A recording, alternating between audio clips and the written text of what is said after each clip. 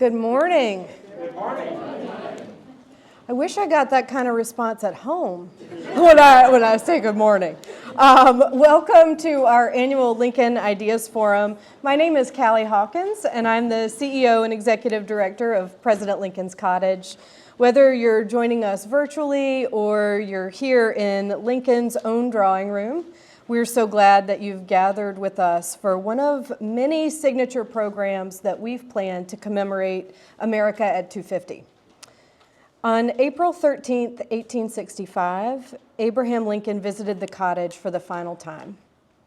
We do not know the content of the conversations that took place here that day, but we can imagine that thoughts of the future, of healing, of rebuilding, of what might come next, were never far from his mind. That visit occurred just one day before his assassination, marking this place as one of the last quiet thresholds between hope and loss. For more than a decade now, the Lincoln Ideas Forum has drawn together scholars and practitioners from across disciplines to give voice to ideas that connect history and the history of this place with the work that Lincoln carried out here, with ways his life and legacy continue to be understood today. The forum is really rooted in the belief that history is not static, that it speaks differently when we listen carefully and when we allow it to be in conversation with the present. Every day on tours of the cottage, we invite visitors to encounter a different side of Lincoln. Visitors meet a pragmatist and a politician, sure, but they also encounter a seeker, a president, a human being searching for deeper meaning amid immense turmoil. And he carved out time in an impossible schedule to sit beside wounded soldiers, to listen to the perspectives of his household staff, to walk among fresh graves as the cemetery just 200 yards from the front door filled with Union dead, and to speak with fellow mourners. He sang hymns with formerly enslaved people who had risked everything to claim freedom for themselves, bearing witness to both their suffering and their faith. Lincoln understood the profound value of listening to the voices of everyday people, of those who had been brutalized or forgotten, of those bereft by loss, and of those who remained against all odds, filled with hope. In some ways, he was himself one of those everyday Americans, the son of a poor farmer on the frontier, largely self-educated, acquainted early with grief, and marked by it throughout his entire life. From that vantage point, he recognized that wisdom and genius could emerge from any small hamlet in this country, and he believed deeply in the Union, even as he grasped its fragility. For Lincoln and for the nation during its gravest trial, the Declaration of Independence loomed large, not simply as a document of separation, but as a statement of enduring principle. Its assertion that all people are created equal set forth a moral vision, a promise not yet fully realized, but one that demanded ongoing effort, sacrifice, and recommitment. The Declaration offered a measure by which the nation could hold itself accountable, reminding Americans that the work of freedom was unfinished and the legitimacy of the Union rested on its ability to expand the meaning of equality and human dignity. It was from this understanding that Lincoln spoke during his last summer living at the cottage, when he addressed the 166th Ohio Regiment, saying, "I happen temporarily to occupy this big white house. I am a living witness that any one of your children may look to come here as my father's child has. It is in order that each one of you may have, through this free government, which we have enjoyed, an open field and a fair chance for your industry, enterprise, and intelligence, that you may all have equal privileges in the race of life, with all its desirable human aspirations. It is for this the struggle should be maintained, that we may not lose our birthright. The nation is worth fighting for, to secure such an inestimable jewel."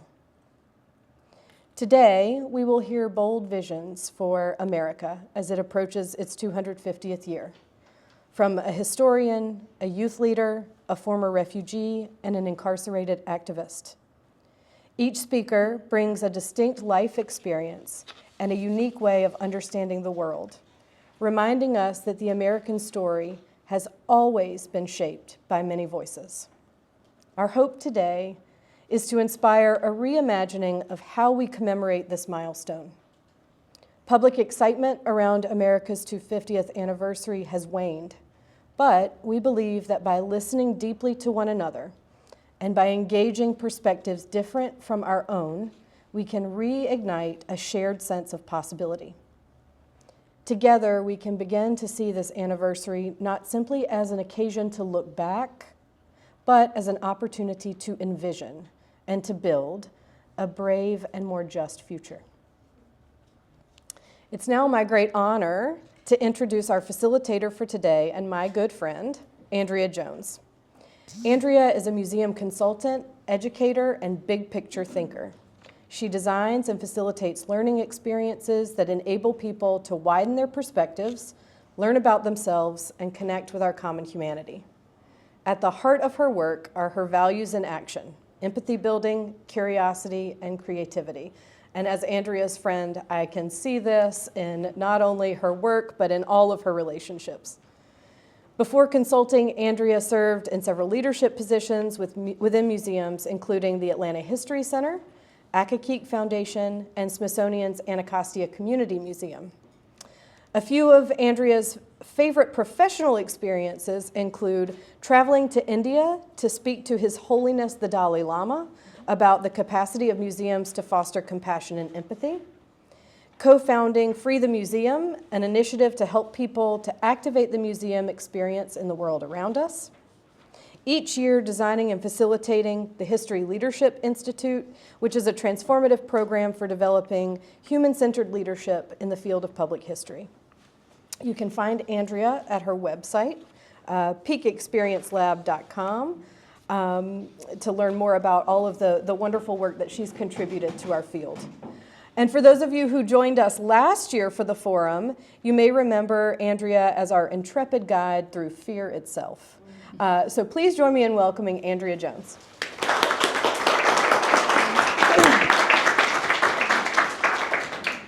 Thank you, Callie. Wow. This is always one of my favorite places to come, and as a museum consultant, I often point to Lincoln's Cottage as one of the places that really embraces relevance and responsiveness to the current moment, and that's exactly what this is. So, you have heard that this year marks America's 250th birthday, and it is a really momentous occasion, but also a daunting one. While most people are just out there living their lives, people like me, history museum professionals, we've actually been wringing our hands about 2026 for several years now. That's right, while people are changing jobs and having babies and making friends, we're all sitting around conference tables in our business casual attire talking about what the heck are we going to say to the public about, America? It is not the easiest thing, right? It's especially at this particular moment, talking about this is kind of like walking up to a miserable married couple on their 25th anniversary. They've been fighting for years, not listening to each other. They're kind of pissed. And you ask them, so 25 years, congratulations. What do you have to say to the world about the institution of marriage? Or better yet, what do you see for the future of your relationship? They'd probably be like, can you come back later? We're kind of in the middle of something right now. And so America is kind of in the middle of something right now. And one thing that I've learned in doing this kind of work is that finding meaning in the 250th anniversary is a task that takes recognition that it's not all rainbows and lollipops, right? It can't all be celebration. We have to recognize that there has been hurt in America's past. There's pain even now. And there has even been gaslighting about whether the pain and the hurt is even real. But finding meaning in the 250th is also a task that requires us to muster up some future visioning and even some optimism, I believe. Because what I didn't tell you about our miserable married couple is that their union has actually produced 2 beautiful, bright, caring children. You know, and they contain with them multitudes of possibility for the future. These kids, and actually all of America's kids, if we want to transcend this metaphor, deserve our best effort to dream up a better world. So we cannot focus only on the problems in our nation. And if we want our dreams to be more than platitudes, it requires a special kind of skill, I believe, that we can all start practicing in this room right now, today. And it is a practice, believe me. It is not a natural thing. Brené Brown calls it paradoxical thinking. It's the ability to hold tension between 2 opposite ideas. So, for example, the dysfunction of a marriage that produces beautiful, caring children, or a nation that values equality and maintains systems of oppression, and a recognition of past trauma with plenty of room for hope. So the idea is to continue to hold opposing ideas together until the sheer alchemy of these forces creates something new. You know, until it doesn't create anxiety or tension within you to consider them together. It just is. This is just the way it is. And if we can do that, then we can move past the debate about a single narrative towards a new creative vision that just incorporates it all. So today's speakers are going to help us work on our paradoxical thinking. That was a yes, we are. That's right. We're going to consider opposing ideas like finding freedoms while living behind bars, or centering joy within unjust systems, or being excluded and included as an immigrant, and imagining justice while also holding grief of past racial trauma. So, as you consider each new perspective, I invite you to make your vision of America even more full, more expansive, more tragic, and more hopeful than you had ever imagined before. Take it all in. So on a housekeeping note, I want everybody to understand, that we value the way that you learn. So if you need to get up, walk around in order to listen, that's fine. If you need to go to the bathroom, it's up the stairs. We're going to have 2 speakers for about 18 minutes each, and then we're going to do a short break, and then we'll have our last 2 speakers. I want to introduce our first speaker now. So our first speaker, Cadell, they call him Monty Kivett, is an incarcerated writer and curator who's going to be calling in from Franklin Correctional Center in North Carolina. So what a special guest to have. The United States has been, I don't know if you know this, this is a fact that I learned from a great museum, the Eastern State Penitentiary in Philadelphia, that the United States has the most incarcerated people of any country on earth.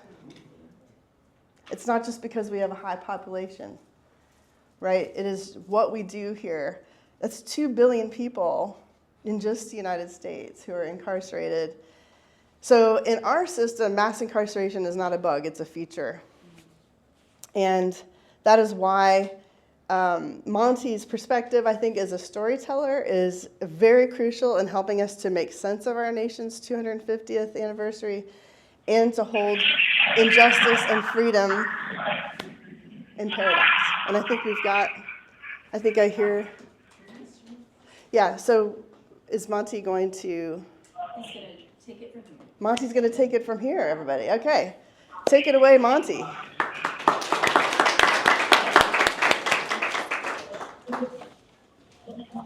Hi, thank you, Andrea. Thank you, and thank everyone for that warm welcome. I'm Fidel Kivett, and I'm joining you today from Franklin Correctional Center, the prison where I live in central North Carolina. Let me start by thanking President Lincoln's Cottage. Callie and her team here, Haley Bryant, Cameron Walpole, Rebecca Kilborn, and Joan Cummings. From my first interactions with the Cottage in 2022, Callie and her team have supported my ideas. They have collaborated to help me further develop my goals and to refine a mission. And they have really embraced me and the incarcerated communities whose voices I work to amplify. And so I'm ever so grateful that the Cottage lives up to its maxim as a home for brave ideas. Perhaps everything I've accomplished over the past handful of years has in some way hinged upon or benefited from my connection to and validation from the Cottage. So thank you so much. I'm deeply honored to be here with you today. And since Callie and Cameron extended this invitation a few months back, I have thought at length on what to speak about. And the theme of today's forum, A Vision for America at 250. I've watched prior years of this event, and I have read about the other speakers joining us today. And I've wondered, among these distinguished panels of academics and experts and heroes and innovators, what am I qualified to talk about? What could I share? This call is from a North Carolina correctional facility. And alongside these speakers to make your time and consideration worthwhile. And I return to one simple answer.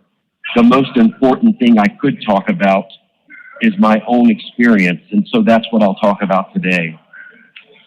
5 years ago, I had an idea to use the visual artwork, drawings and paintings, along with writing of people behind bars as a way to start new conversations about the justice systems in our country.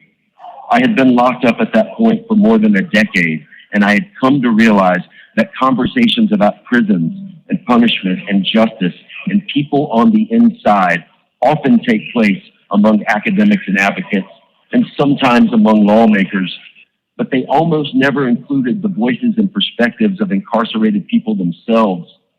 And these conversations without us were almost always missing some critical element of truth. And then there's another scenario that's even worse than when these conversations miss the mark, and that's when there's no conversation at all.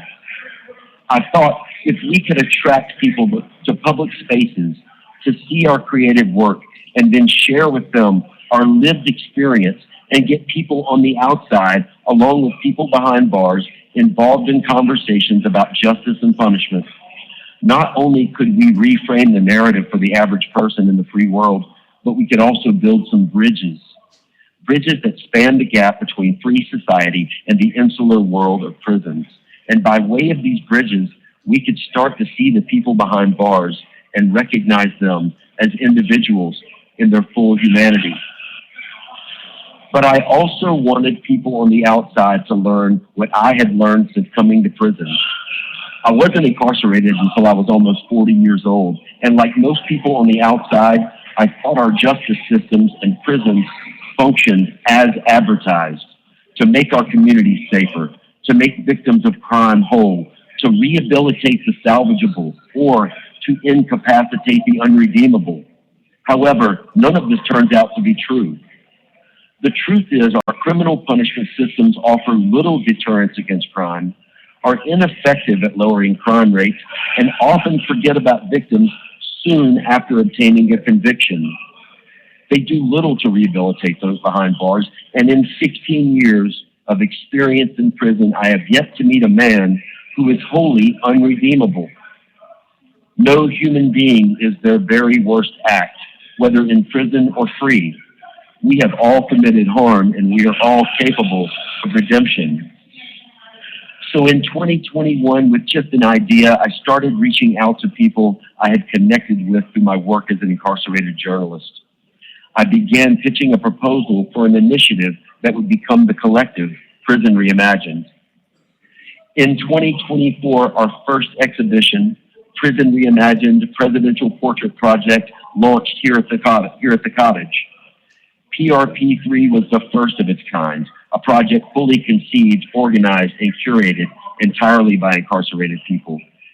The exhibition featured original creative works by incarcerated people from across the country, and it was designed to walk visitors through the 56-year history of mass incarceration. So if you came in with no concept or understanding of how we ended up with 2 million people behind bars in our country, after seeing the exhibit, you would have a pretty good idea. But we also understood the profound significance of showing here at the Cottage, bearing in mind that today's punishment systems are rooted in customs and traditions that existed before emancipation. Echoes of the old plantation resonate throughout today's prison industrial complex, and having our debut here at the Cottage represented a critical connection to emancipation and abolition. Initially, we had planned just the one exhibit to be held here at this venue. But once we opened at the Cottage, the response to the project was greater than we could have anticipated. People who had seen the exhibit asked where we were going next, and we received invitations to show in other cities. And I say we because Prison Reimagined by then had found some dedicated volunteers on the outside to help push the project forward. So we began exploring new venues to host the project. Through 2025, we traveled from DC to Virginia to Massachusetts, and this past October, we concluded our small tour at the Indie Art Center in Indianapolis.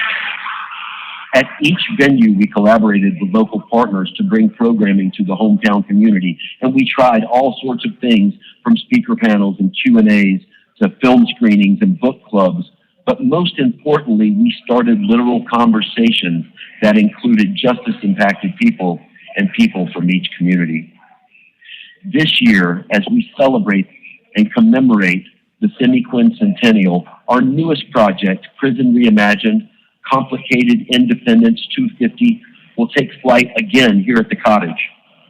This project will take a look at the complicated intersections of some truly American traditions like liberty and slavery, emancipation and incarceration. And once again, we'll do this through the lens of artists and writers who are locked away in our nation's prisons. So in 2026, we're excited to begin another journey here at the Cottage. But today, it's not just Prison Reimagined project I want to talk about. This call is from a North Carolina correctional facility. I want to change focus and tell you about my personal experience coming to prison and how what I've learned has led me to this work. We're building bridges, organizing exhibitions, and pushing for legislative change because I believe when people on the outside come to understand the things I've learned, they will agree that it's time for us to take a different approach when seeking justice and accountability. I'm currently serving a prison sentence of 80 years. I have hurt people in my life, and I'm not proud of this. But I do not wish to or seek to harm people, and I am not inherently or characteristically criminal or violent. And after 16 years in prison, I've come to understand that few people are. But I have been violent, and this is something that I once struggled with. But consider this, and I'm borrowing here from abolition organizer Miriam Kava and from Danielle at Common Justice in New York. Consider that no one enters violence for the first time by committing it. No one's first exposure to violence is by committing a violent act. But I do believe that people who are harmed and suffer acts of violence deserve redress. They deserve to be made whole, or as close to that as they can be. And people who suffer violence at the hands of others deserve justice. And people who commit bad acts should be held accountable. But we've lost our way in America trying to achieve these subjective concepts by failing to center the people who are harmed. And instead, by locking more and more people away with impossibly long prison sentences. So I'm hoping today that sharing my story will give you some insight from the margins as we contemplate and evaluate our young nation and a vision for moving forward at 250. So let me give you the bullet point version autobiography to provide a thorough and detailed view of my first 40 years of life. I was raised in North Carolina, the youngest of 5 children, and there was violence in our home, but I would consider the first 7 years of my life as average, very average, American, white, middle class. In 1978, my father ran for the North Carolina House of Representatives. He lost the election and thereafter left my mom and the marriage of 20 years. By 1980, with all my siblings out of the house, it was just me and my mom. And we had gone from a life of financial security to something that more resembled poverty and struggle. Between the first and 11th grades, I attended 10 different schools, 3 years of military school, a half year of private Christian school before I eventually dropped out and got my GED. And somehow, I made good grades. I spent time homeless as a teenager. I once lived on the Ringling Brothers circus train and toured the country. I worked in the tattoo industry for a handful of years. But throughout all this, for 26 years, I struggled, battling addiction and substance abuse, and this affected everything in my life. I've been married twice. I have 3 children, and it pains me to tell you, I have fallen short as a father. I spent 2 years in college studying media and history just before I was arrested in 2010, 3 months shy of my 40th birthday, and I've been locked up ever since. Among many difficulties, I've had some successes. A critical turning point in my life was achieving sobriety, and in less than a month, I'll mark 16 years of sustained and increasing clarity. So that's my life before incarceration. Before I can tell you the rest, I'm going to have to re-dial back in because of our limitations. And so I'm going to ask you to watch a short video clip from 2012 from Michelle Alexander, author of The New Jim Crow. Thank you.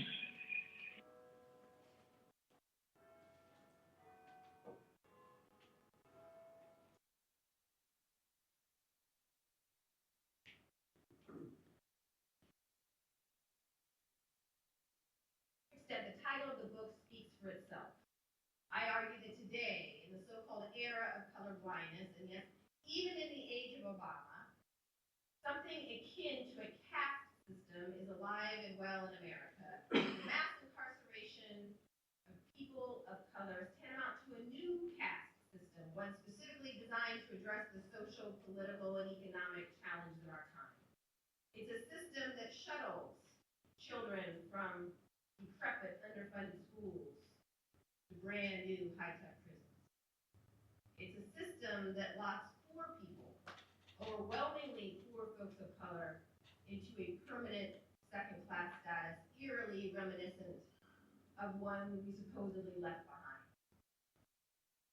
It is a system that is, in my view, the moral equivalent of Jim Crow. Now, I have to admit that there was a time when I rejected this kind of talk. There was a time when I resisted comparisons between mass incarceration and slavery, or mass incarceration and Jim Crow, believing those kinds of claims and those kinds of comparisons were exaggerations, were distortions, were hyperbole. In fact, there was a time when I thought that people who made those kinds of claims and those kinds of comparisons were actually doing more harm than good to efforts to reform our criminal justice system and achieve greater racial equality in the United States. But what a difference a decade makes. For after years of working as a civil rights lawyer, representing victims of racial profiling and police brutality, and investigating patterns of drug law enforcement in poor communities of color, and attempting to assist people released from prison re-enter into a society that had never shown much use for them in the first place, I had a series of experiences that began what I now call my awakening. I began to awaken to a racial reality that is just so obvious to me now that what seems odd in retrospect is that I had managed to be blind to it for so long.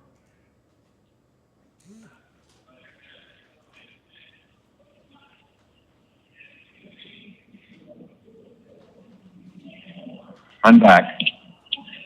So my personal decade of difference started about the same time Professor Alexander gave that presentation. And from a completely different side of the justice system, I experienced my own awakening. In 2012, after 2 years in county jail, I arrived at Central Prison, North Carolina's flagship prison.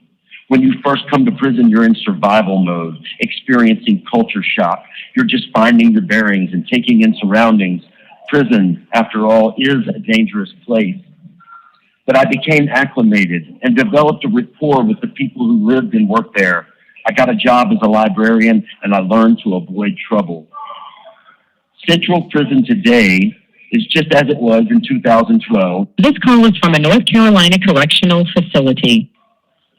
It is a sprawling complex of buildings that weren't planned together, but built side by side over the years, interconnected by tunnels. And as part of this complex, there is an old warehouse building called the Tag Plant. We call it the Tag Plant because for 74 years, it was the home of North Carolina's license plate production, or tags, as we call them. The building also housed at one time a printing facility and a plant that makes road signs. And as you'll see, North Carolina prisons have a long-standing historical connection to our roadways.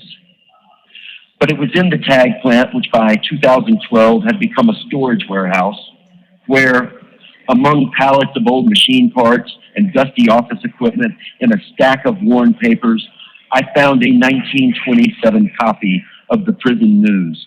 And as a history student, I was enthralled. Within the pages were stories you might see in an old prison movie, like the story about Caledonia Farms baseball teams playing games against local challengers, or one about a boxing contest at CP in which the prison's champion mauler would be trained by the former heavyweight champ of the Allies. There was a story about a new building going up at Caledonia Farm, a real modern structure, it said, sleeping quarters so fine that some of the boys will imagine they're in a hotel and be sending home for silk pajamas. But there were also stories that reminded you of the South's complicated history and the dark origins of our prisons. Stories of young men sent away for hard labor on work farms and railroads, and others about the all-Negro camps hired out to private contractors, reminders of the deadly and dehumanizing convict lease system once ubiquitous across the South. And it was at this time I started to think about those who had endured these prisons before me, and I wondered, for how long had this existed and why? After 2.5 years at Central Prison, I was chained and shackled and loaded onto an old bus and transferred to Caledonia Prison Farm, the place I had read about. It was a long drive, a great distance through farm country, seeing little more than countryside for hours. Passing field after field, you eventually turn down Caledonia Drive, which several miles later will dead end into the prison itself, and you realize you've been on the prison work farm for nearly 10 minutes already. I entered Unit 1, built around 1990. I walked through the building and out and exit on the back side and immediately entered Unit 2. At that moment, when I stepped into the building, I felt as if transported back in time. Once again, I was in the mind of a prison movie, but now I was living it. Steel bars stretched to the ceiling to meet exposed plumbing. Giant porcelain sinks resembled animal watering troughs. At that moment, I realized I was in the new building I had read about in that old issue of the Prison News. Now 90 years old, the dorm is dilapidated, insect and rodent infested, yet still in use. It was no silk pajama-worthy hotel. So if the old Prison News had me thinking about the history of prisons, shipping to Caledonia pushed me over an edge. I knew there was more to the story, and I wanted to know.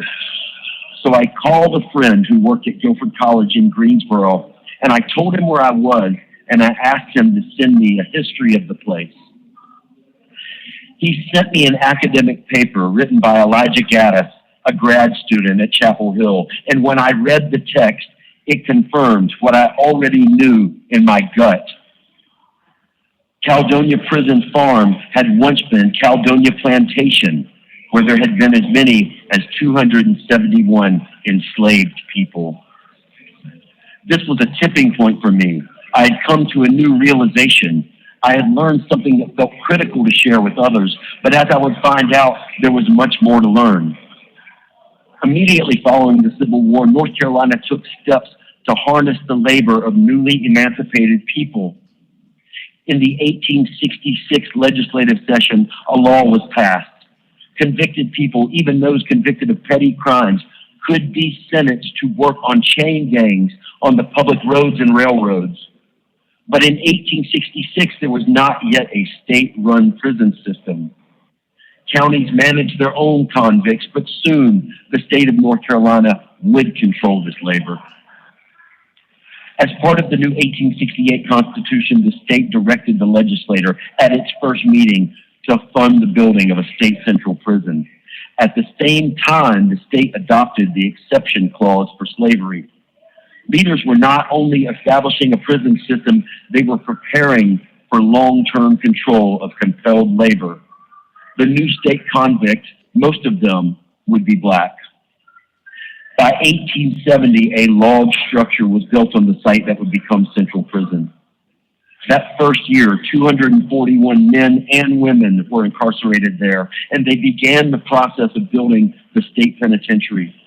The next year, another 188 would come through to work, and this would continue for more than a decade. As sections of the prison were completed, convicts filled the beds. And I want to note here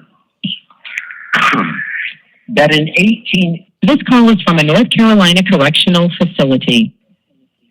6 years into the construction of North Carolina's Central Prison, we observed as a nation our centennial at such a complicated time of reconstruction.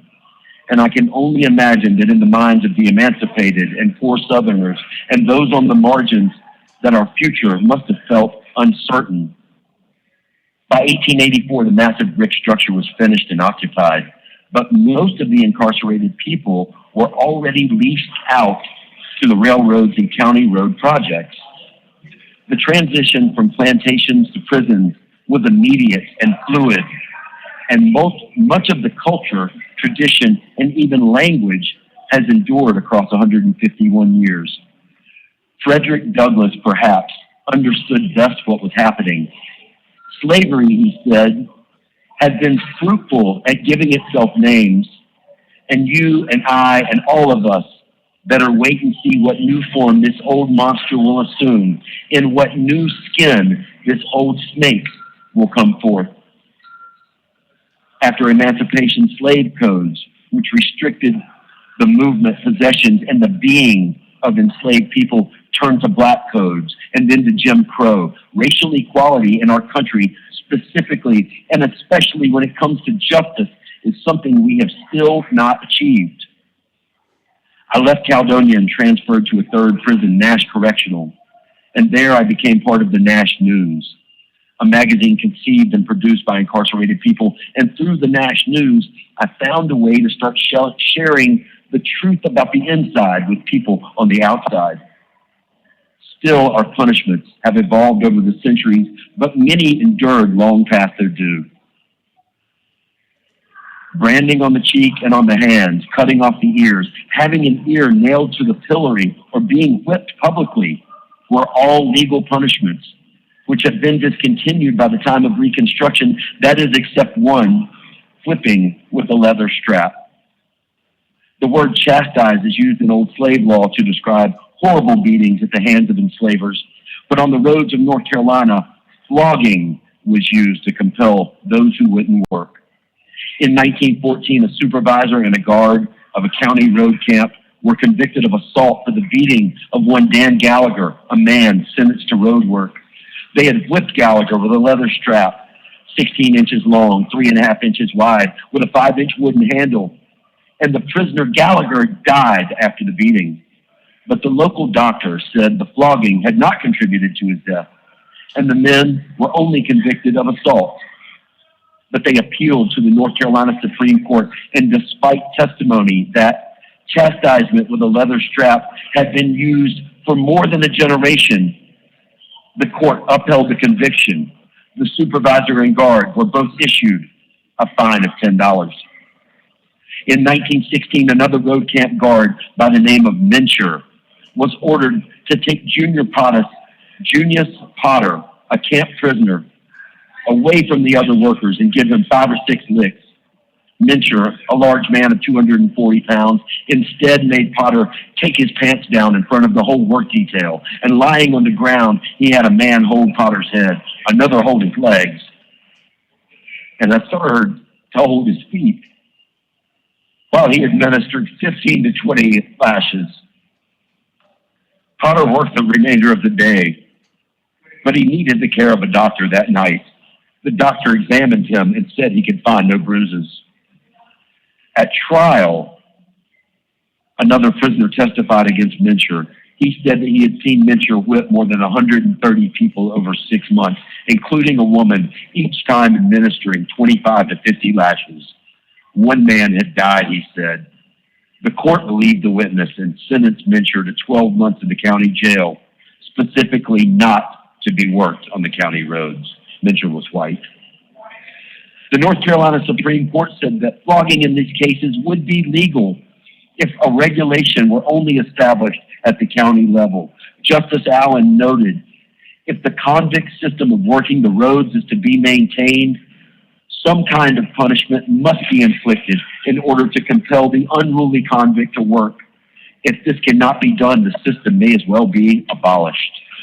By 1917, the state prison system established a policy that allowed for flogging of certain prisoners, but only in the presence of a doctor or a chaplain. For nearly half a century, road camps and railroad camps used mobile living carts throughout the South. In the 1930s, North Carolina established some 60 permanent road camps, and in the early 40s, discontinued the use of the mobile wagons, thank God. Nearly 100 years after emancipation, North Carolina finally made it clear by law corporal punishment of prisoners is illegal.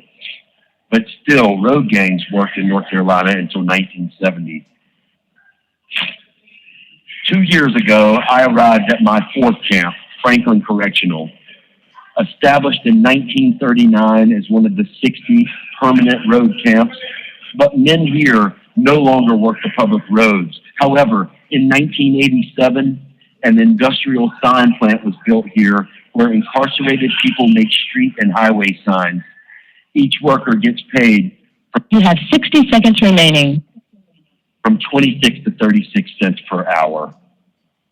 Today's forum asks for our vision of America at 250, but to understand the vision, you must consider the lens through which we view, and I view everything, politics, justice, social norms, humanity, through the lens of how it affects our carceral state. Our past and our present are forever intertwined and necessary to understand one with the other. My vision You have 30 seconds remaining. My vision cannot be one for America at 250, for I see where we are and we have not yet arrived, but I am hopeful. I'm going to skip a part and tell you that Angela Y. Davis tells us you have to act as if it were possible to radically transform the world, and you have to do it all the time. And so I say, as we continue forward, let's try something new, and I suggest mass decarceration. And thank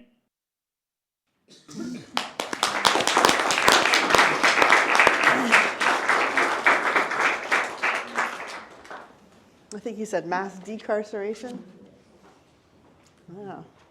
Let's workshop that, shall we? Wow, that was powerful. When Monty started and got on the phone, I didn't get you give a chance to read his full bio because I was afraid that the phone was gonna, we needed to take advantage of the time. As you can see, it's timed to the minute. But some of the stuff in his bio that really interested me was the transformation that he made from being a civilian free person to this new identity as an activist, as a storyteller. He's really been transformed by the experience in a way. And as you can tell, he's not just talking about his own experience. He's becoming a voice for many, many others. And so you get this perspective that you don't normally get from the outside, right? And it made me think about when he was talking about the bridges that we build between the outside and the inside, and that the prison system was not working as advertised. And I thought, well, where's the advertisement? Where are we getting that from? And I immediately thought about my own 8-year-old who a couple years ago asked for a Playmobil prison set, for Christmas. After having seen it in the catalog, where you get to play, prison. And so, that's the advertisement. Right? Like all of those, and I invite you to think about where those ideas about prison and incarceration and the justice system come for you, because that's the start of kind of breaking this down. So, really, really thankful for Monty. What a great relationship you all have.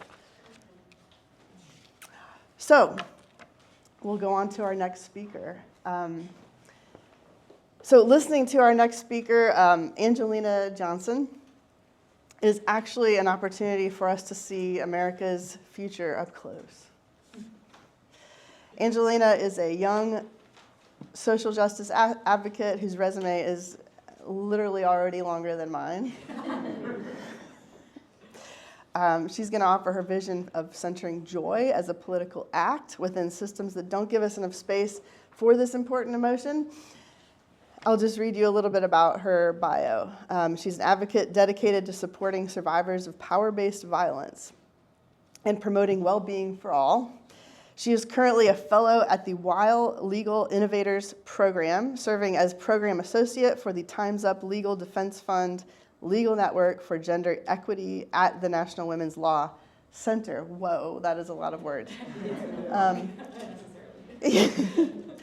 Doing good work for gender, for social justice, and in the legal profession.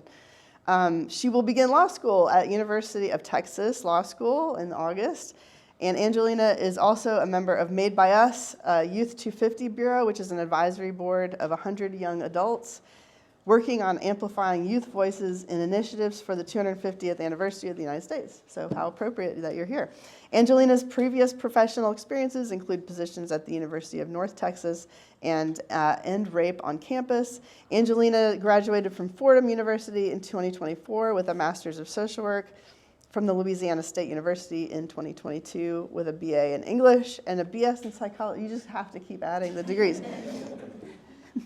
As an undergraduate, Angelina founded her school's first student-led movement against sexual assault and served on Louisiana's statewide power-based violence review panel. In her free time, she can be found practicing yoga. Good, I'm so glad. And going on hikes with her German Shepherd Husky mix. Please welcome Angelina Johnson.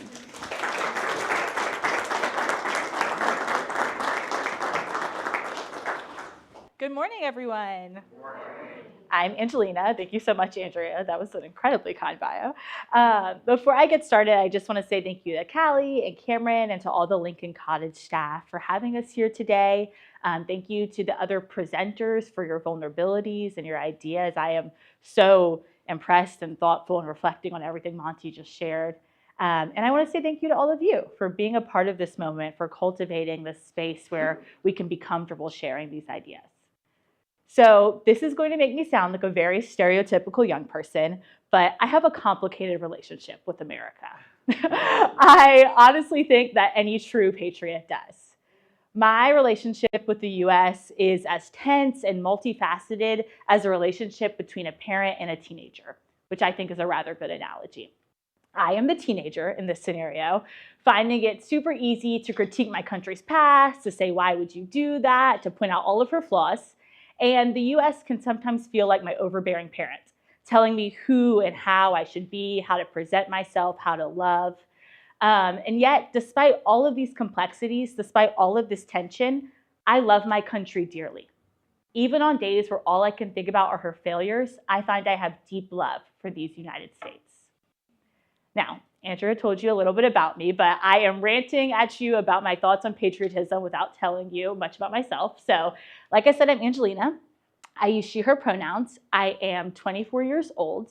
I am a social worker, soon to be a law student. Please send me your best wishes, your thoughts, your prayers, please. I'm currently working at the National Women's Law Center. I am the daughter of a Dominican immigrant. My mom moved here in the 90s just before marrying my dad. She was a 90-Day Fiance before it was a show. I was born and raised just outside of Baton Rouge, Louisiana. And then, like Andrea mentioned, I love yoga. We got it? Yes. I love to box. I love to spend time with my husband and my dog. And then I'm also a member of this great organization called the National Youth 250 Bureau, which is a group of young adults working with museums and cultural institutions to make programming more accessible to young people ahead of the 250th anniversary of the Declaration of Independence, which Monty mentioned is also called the semi-quincentennial, and I just really love saying that word. So speaking of the semi-quincentennial, let's go back to patriotism. A little over 2 months ago, I sat in the National Constitution Center with some of my peers from Youth 250, watching some people give their letters to America. Through song and dance, spoken word, and graphic design, young people made bold appeals to our nation. They were asked to value the rights of the marginalized, to stand up for women, people of color, LGBTQ+ people. They were asked to do something, anything, about climate change so that our generation can have a healthy future. Asked to protect our history, to say the truth of our history, not to hide it. Truly, the list of issues my generation can identify with this country is endless. And even though we reflected on some of the darkest corners of our country that day, I left Philadelphia with an overwhelming sense of joy. Yes, we have a lot of problems.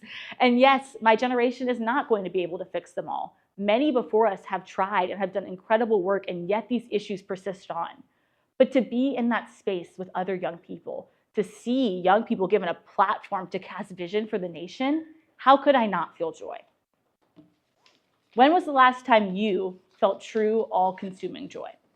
I've shared a moment with you. I would invite you to think about a moment of your own in your head. And when you have that moment in mind, I want you to ask yourself, was I rushed? Was I distracted? Was my joy inundated by something? Was I able to fully only feel joy?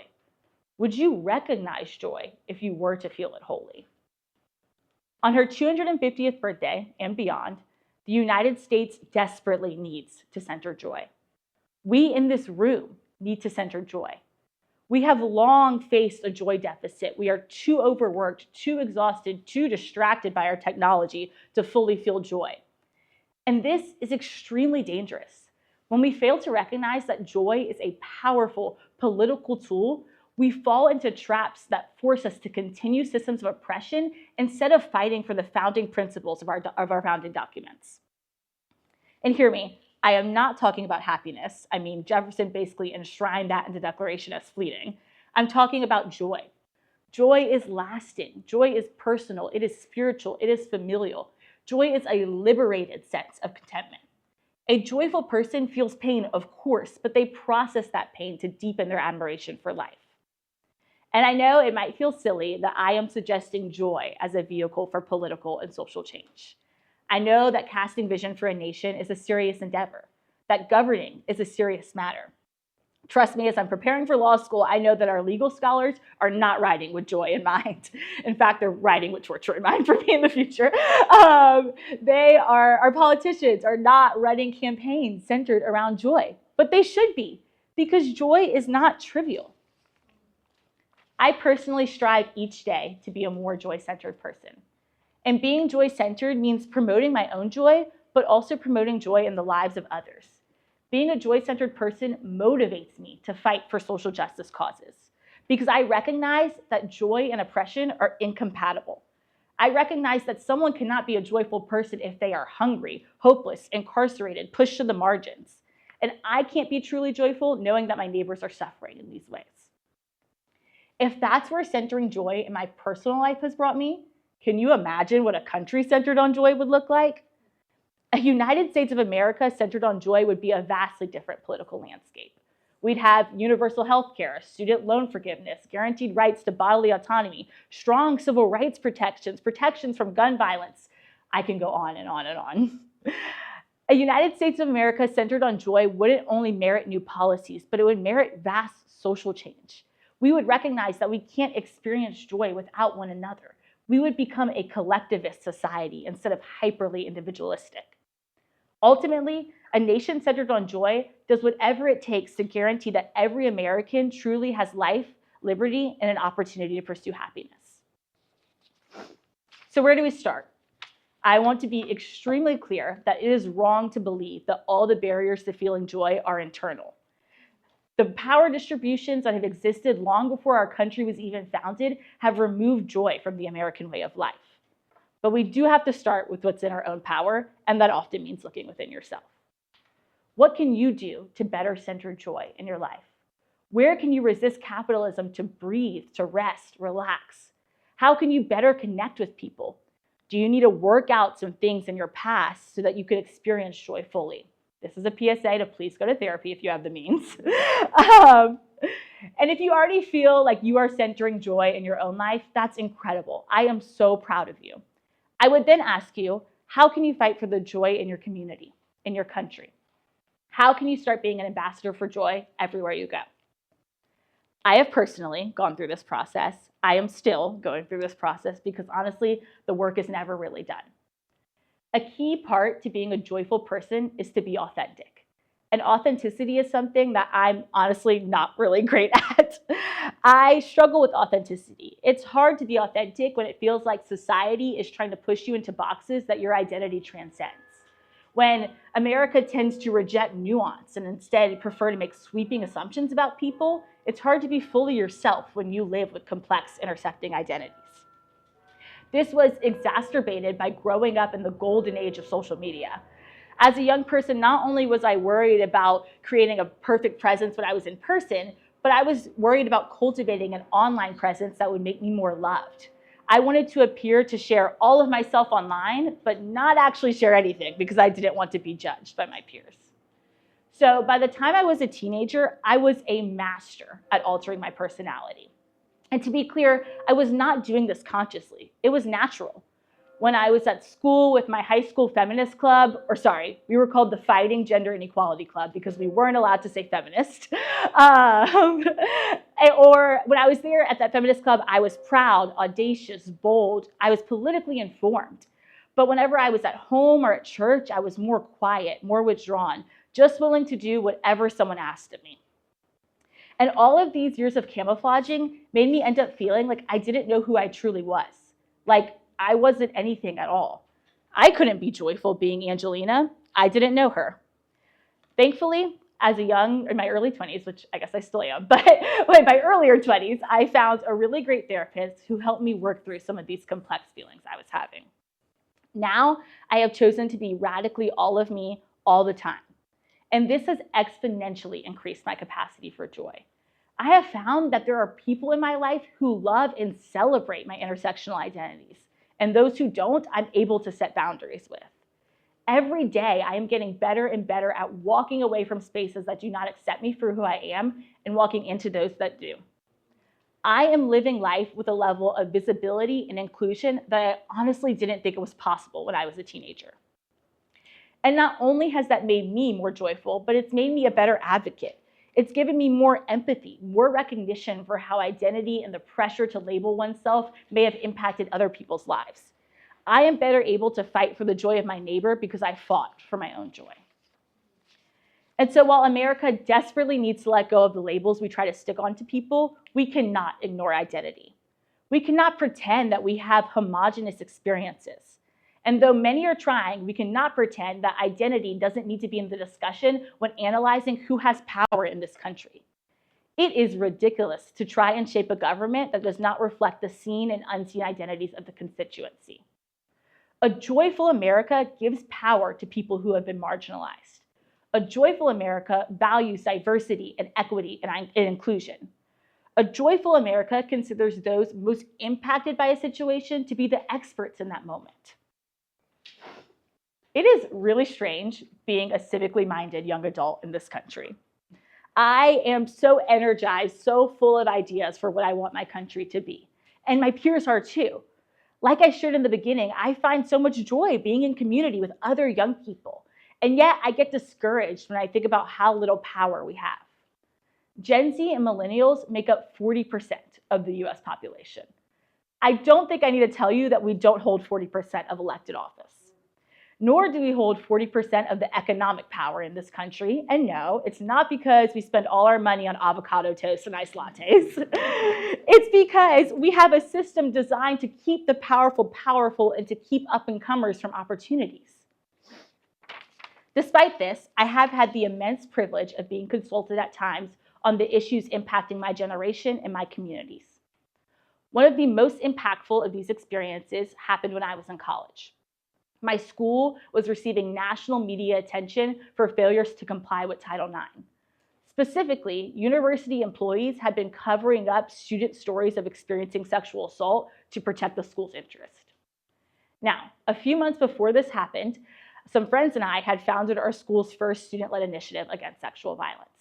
So suddenly, less than 6 months after starting this group, we had all these state legislators and reporters from big media outlets wanting to speak to us. Now, thankfully, we did have those legislators because our school was not listening.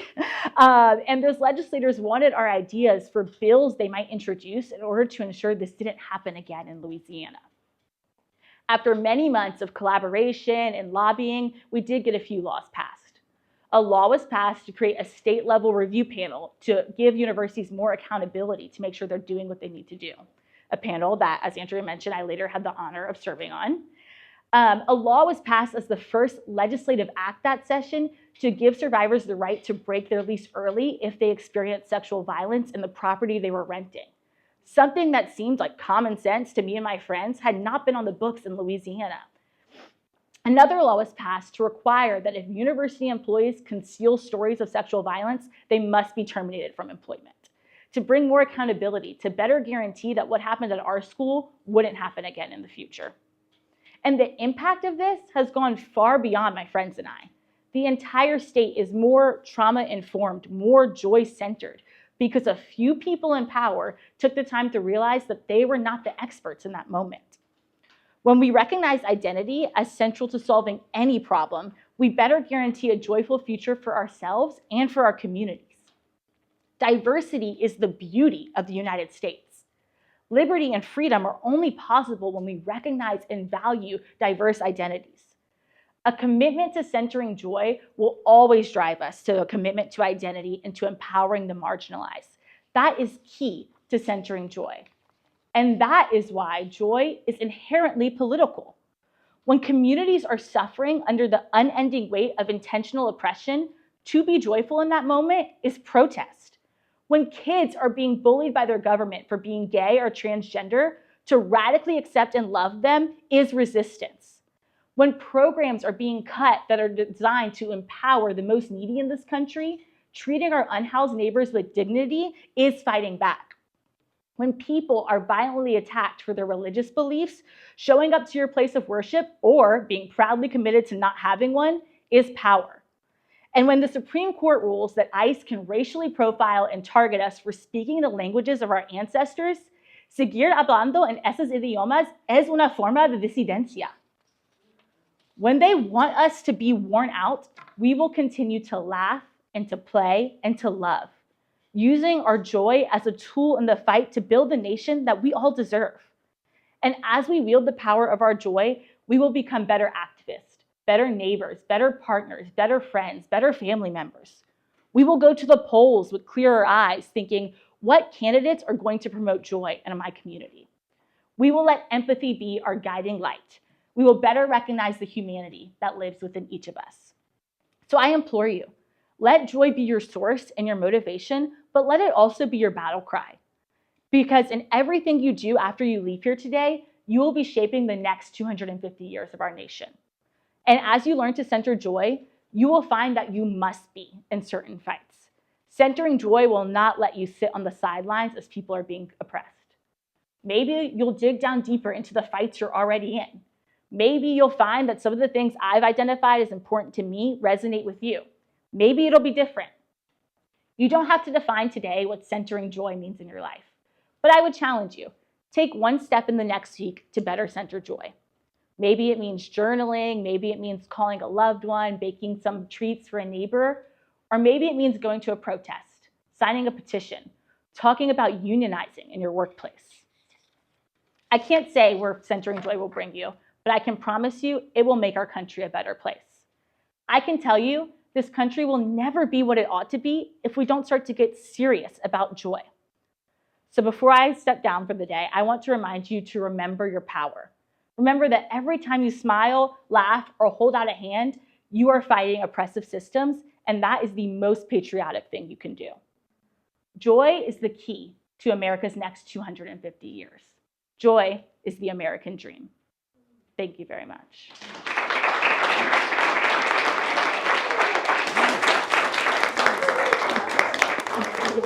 Thank you. Okay, you've seen the future. That's right. We're centering joy, and I love that you gave us specific things that we could do. I wonder, I study values a lot in my profession, and I have often understood joy to be falling under the category of a broader value called hedonism. Yes. Right? And to some people, especially, their religions have taught them that joy is actually something you don't have like it's a sin to feel joy for joy's sake. Do you think that is a barrier, or do you think that's part of our problem, is that we need to kind of give ourselves permission to feel it, and that it's okay to not do our to-do list or break our backs? Yeah, of course. I think there's barriers, like you mentioned, spiritual barriers, there's economic barriers, there's things that we're just taught are normal. And I think specifically in the US, we haven't been taught that it's normal to do anything just for pleasure. Most people, you have a hobby and then the hobby turns into a side hustle, right? And yeah. We can just do things because they're fun, because they bring us joy. And I do think that's definitely a barrier. You know what song was going through my head when I was, and Omar, I'm going to rely on you because, Gen X DJ that you are. Do you remember the song by Rob Bass, Joy and Pain? Joy and pain, sunshine and rain. I was not doing it justice, but it reminded me of that paradox too, that we're holding both of these things together, and that I appreciate that. Okay, so our next speaker is Zarmeena Hamidi, and she is an Afghan-American actress, advocate, and cultural voice whose journey reflects the promise and complexity of the American story. Born in Kandahar, raised as a refugee, she immigrated to the United States as a child and grew up in Virginia, where she built a life centered on family, education, and community. Her path to acting began unexpectedly in her 40s. Let's see, there's a narrative hook here. When she earned her first role on the CBS series United States of AI. Oh, Al, sorry. You know what? You can. It happens all the time. You know what? There's another series that is AI, and I'm just kidding. As one of the first Afghan-American women to portray an Afghan mother on mainstream American television, she brought authenticity, language, and lived experience to a national audience. Her presence on screen marked a meaningful step towards broader representation of Afghan and immigrant narratives in American media. Today, Zarmeena reflects on the nation through the lens of someone who has lived both displacement and opportunity. She speaks openly about the resilience of immigrants, the responsibility of storytelling, and her hope for the future where belonging is not conditional but celebrated. Her vision for America's next chapter centers on empathy, cultural understanding, and the belief that newcomers continue to shape the country's identity in powerful ways. Please welcome Zarmeena Hamidi.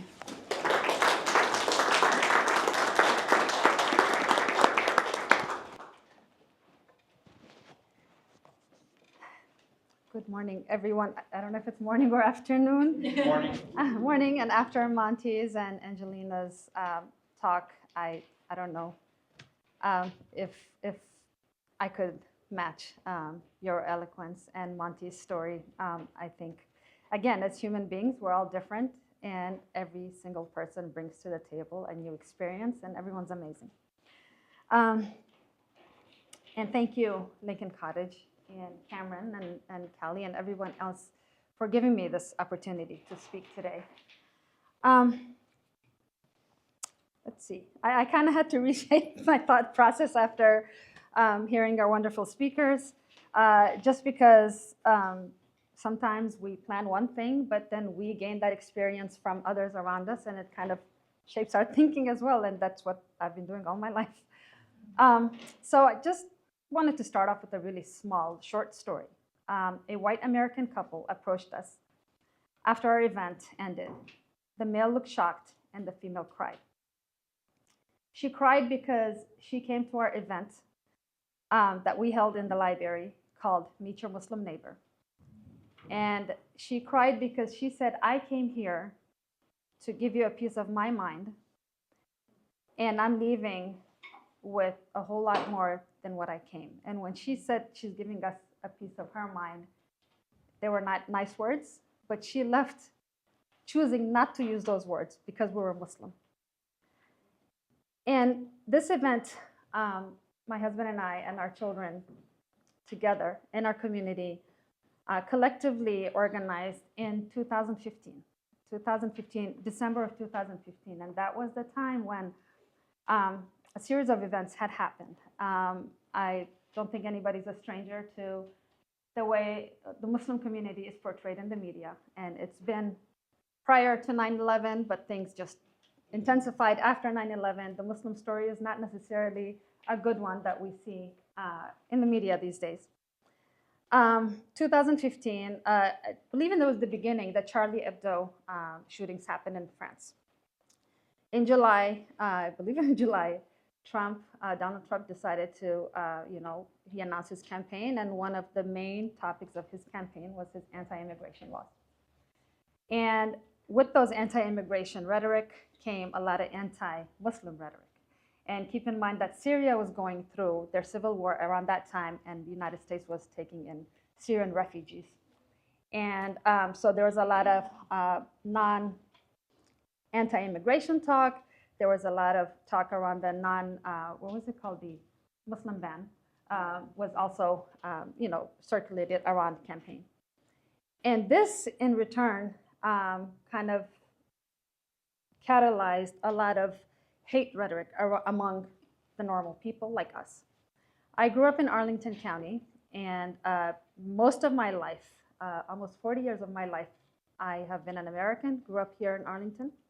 I'll share that more later.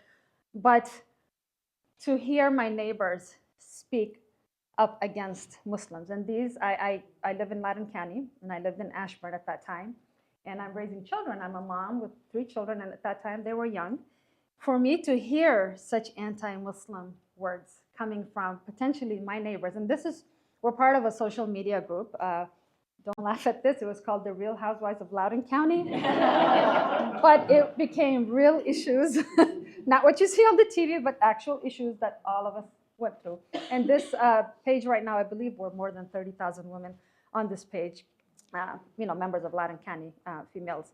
And so for me to read such comments coming from other mothers, other possible women that I come across in the supermarket or wherever, at a coffee shops, it alarmed me because for selfish reasons, obviously, because I did not want my children to become victims of any abusive language that was going to become, be a part of this fabric right now in Loudoun County. I grew up thinking that we are very, very well united and very well accepted. I myself personally, and that's another story that I'll share later, but I just never thought my children would be hearing something like this, or I would be hearing like that, which in turn would affect my children and the children of many, many, many other Muslims living in Loudoun County. So that is why we I decided to, first of all, send out a message to this group of I think then it was like 20,000, maybe 15,000 women, offering to meet them. I said, come meet me. I would love to sit with you at a coffee shop and get to know me, and I'll get to know you. So what you hear in the media may not necessarily be true, because come, I'll tell you what a Muslim is and what we believe in. And to your surprise, maybe, and to mine, we will find a whole lot of commonalities versus the differences that we read about, that we see on TV. It was just a very, very simple message that I sent out, and I did not expect any response. If anything, I expected a whole lot of negativity. But I ended up getting over 300 responses of women willing to come out and thanking me for posting this, because they wanted to learn. And that's when I learned that, a lot of us are just misinformed, and that, we are willing to go and meet as a human being, as person to person, to get to learn, about one another. Because of that, we were like, okay, I can't possibly have any days over 300, women to meet with them in coffee shops every single day. I have a family to raise. So yes, we planned the event at a local library, and we had over 90 people attend. And in this event, what we did was I had a local imam who taught about the basics of our, Islamic belief. And then I had a female lawyer born and raised in the United States. I believe she went to school in Texas, but she was an attorney and a wonderful one. And she wore the hijab. And I talked to her and I was like, I'm choosing you for a purpose. It's because you're female, you're Muslim, you're born and raised here, you're educated, and don't take me the wrong way, but you're a hijabi. And I'm purposely choosing you to come and speak because the hijab has been a representation of oppression within the media, and I'm sure we've all seen it. So she was happy. She came, she shared her story. Our imam shared the basics of the Islamic faith. And then here I was, a refugee from Afghanistan, and I shared my story of how I came to the United States as a 9-year-old and where I am today. And at that time, I wasn't acting. I hadn't started my acting career then. But through these 3-4 people that were there and sharing our stories, in return, we had that one couple who came up to us where the wife was in tears. And she said, I came here with one thought process, but I'm leaving with so much more. And she asked to take a copy of our Quran, which is our holy book, not because we wanted to convert anyone, but because it is a great way to educate yourself. Take that scripture, meet a Muslim, whatever it means to educate yourself about a people that are different than you. So that was the whole story behind why we were approached by that couple. And I started that because we came from completely different backgrounds, but we connected as human beings from different backgrounds, and that connection has stayed.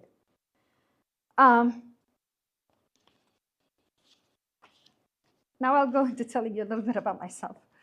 I came to the United States with my family in 1988. It was February. It was a cold, rainy day. I guess we were at Ellis Island first because that's where the flights used to come. I think they still do. And then we were brought to the DC area. I was 9 years old, completely unaware of what the United States looks like.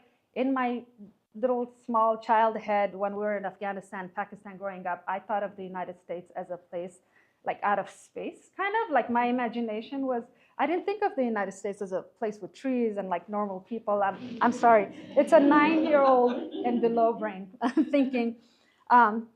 We came February, it was at nighttime. The next day I woke up, I looked around, it was a normal, very normal place. There was grass, there were trees, there were people speaking. I mean, obviously my uncle, we were staying with him initially, so we spoke the language.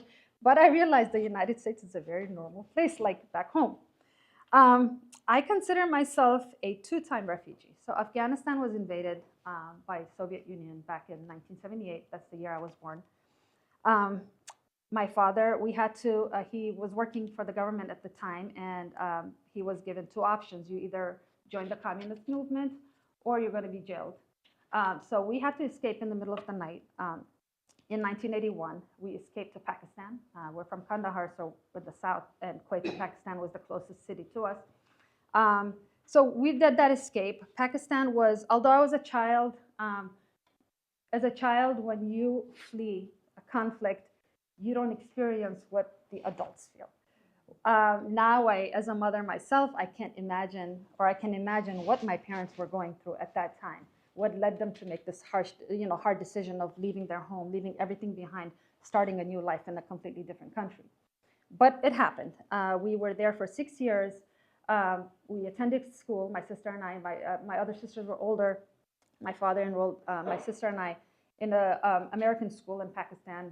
We were attending, but then something happened that forced him to flee again, and that's when he applied to the United States so that we could come here for opportunity.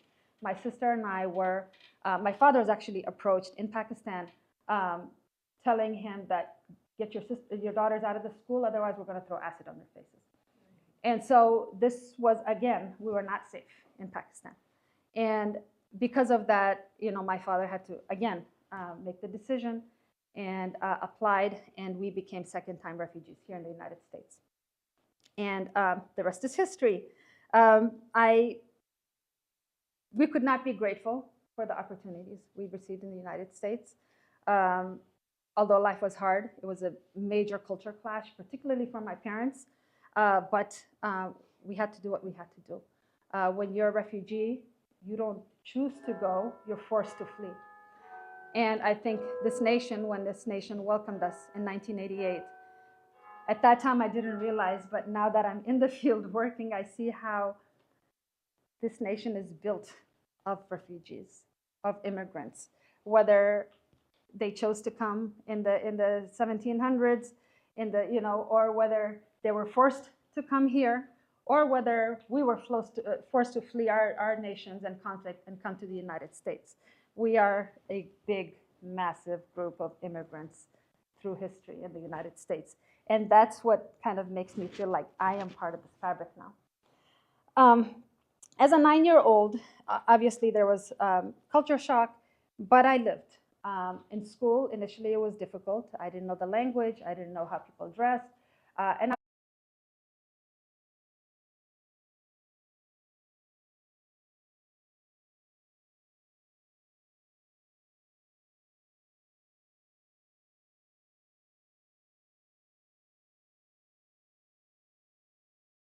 American life. I was elected class treasurer in high school, and that's a big deal. Class treasurer, class president 2 years in a row. So I lived a very normal American life.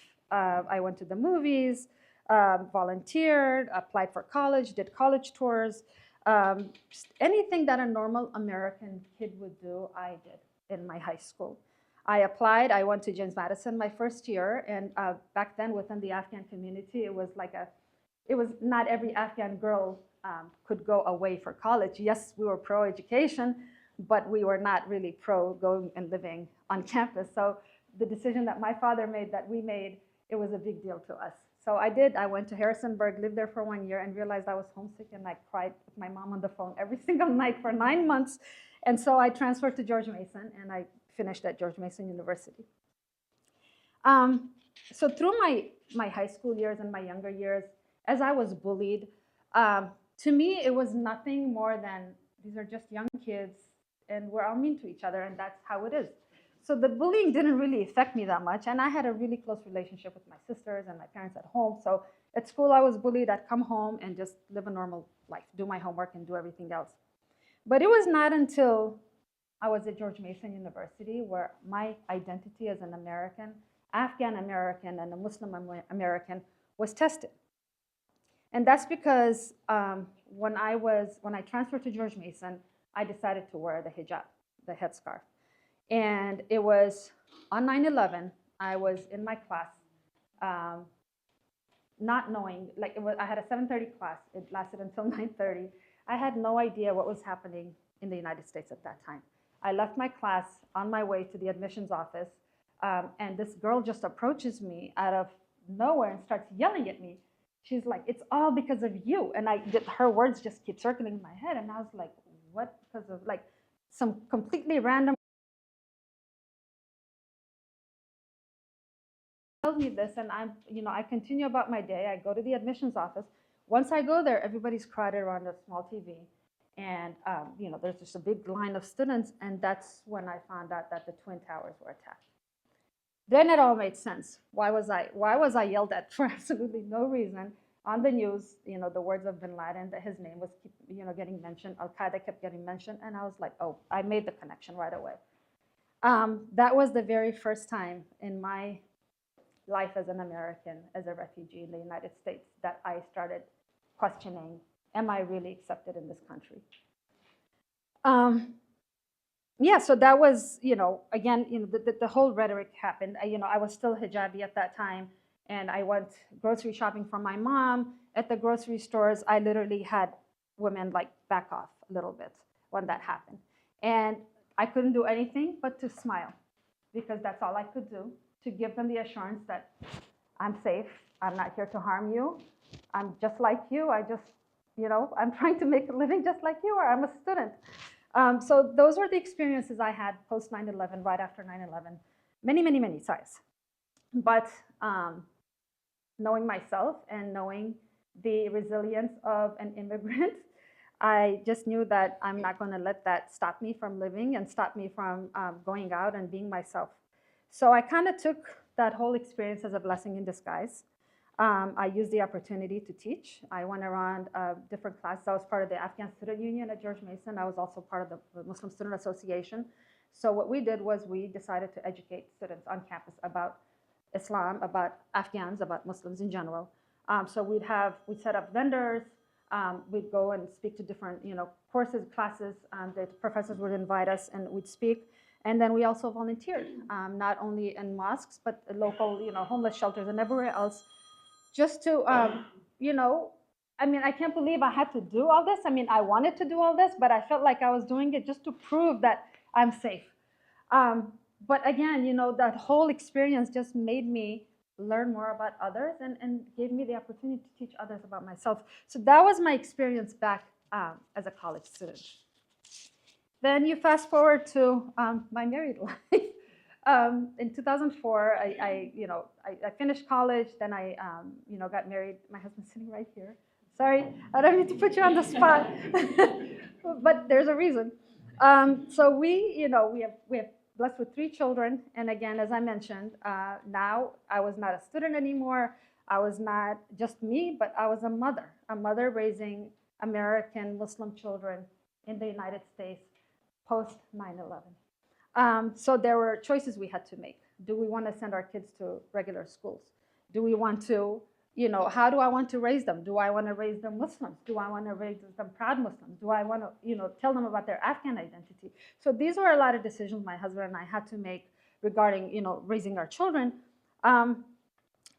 And we wanted to make sure all at the same time that we're protecting them and that we're raising them to be proud of who they are, regardless of what environment they're growing up in. And all this time I'm thinking, we are in Northern Virginia, the most diverse, one of the most diverse areas of the United States, and that will be accepted and that will be fine, until fast forward back to 2015, what I shared happened, and I was like, okay, I need to step up. And that's when we had that event. And so what we did with our children was they joined the first Muslim choir group in the United States. This is the only choir group by Adams Center. It's a local mosque in Loudoun County.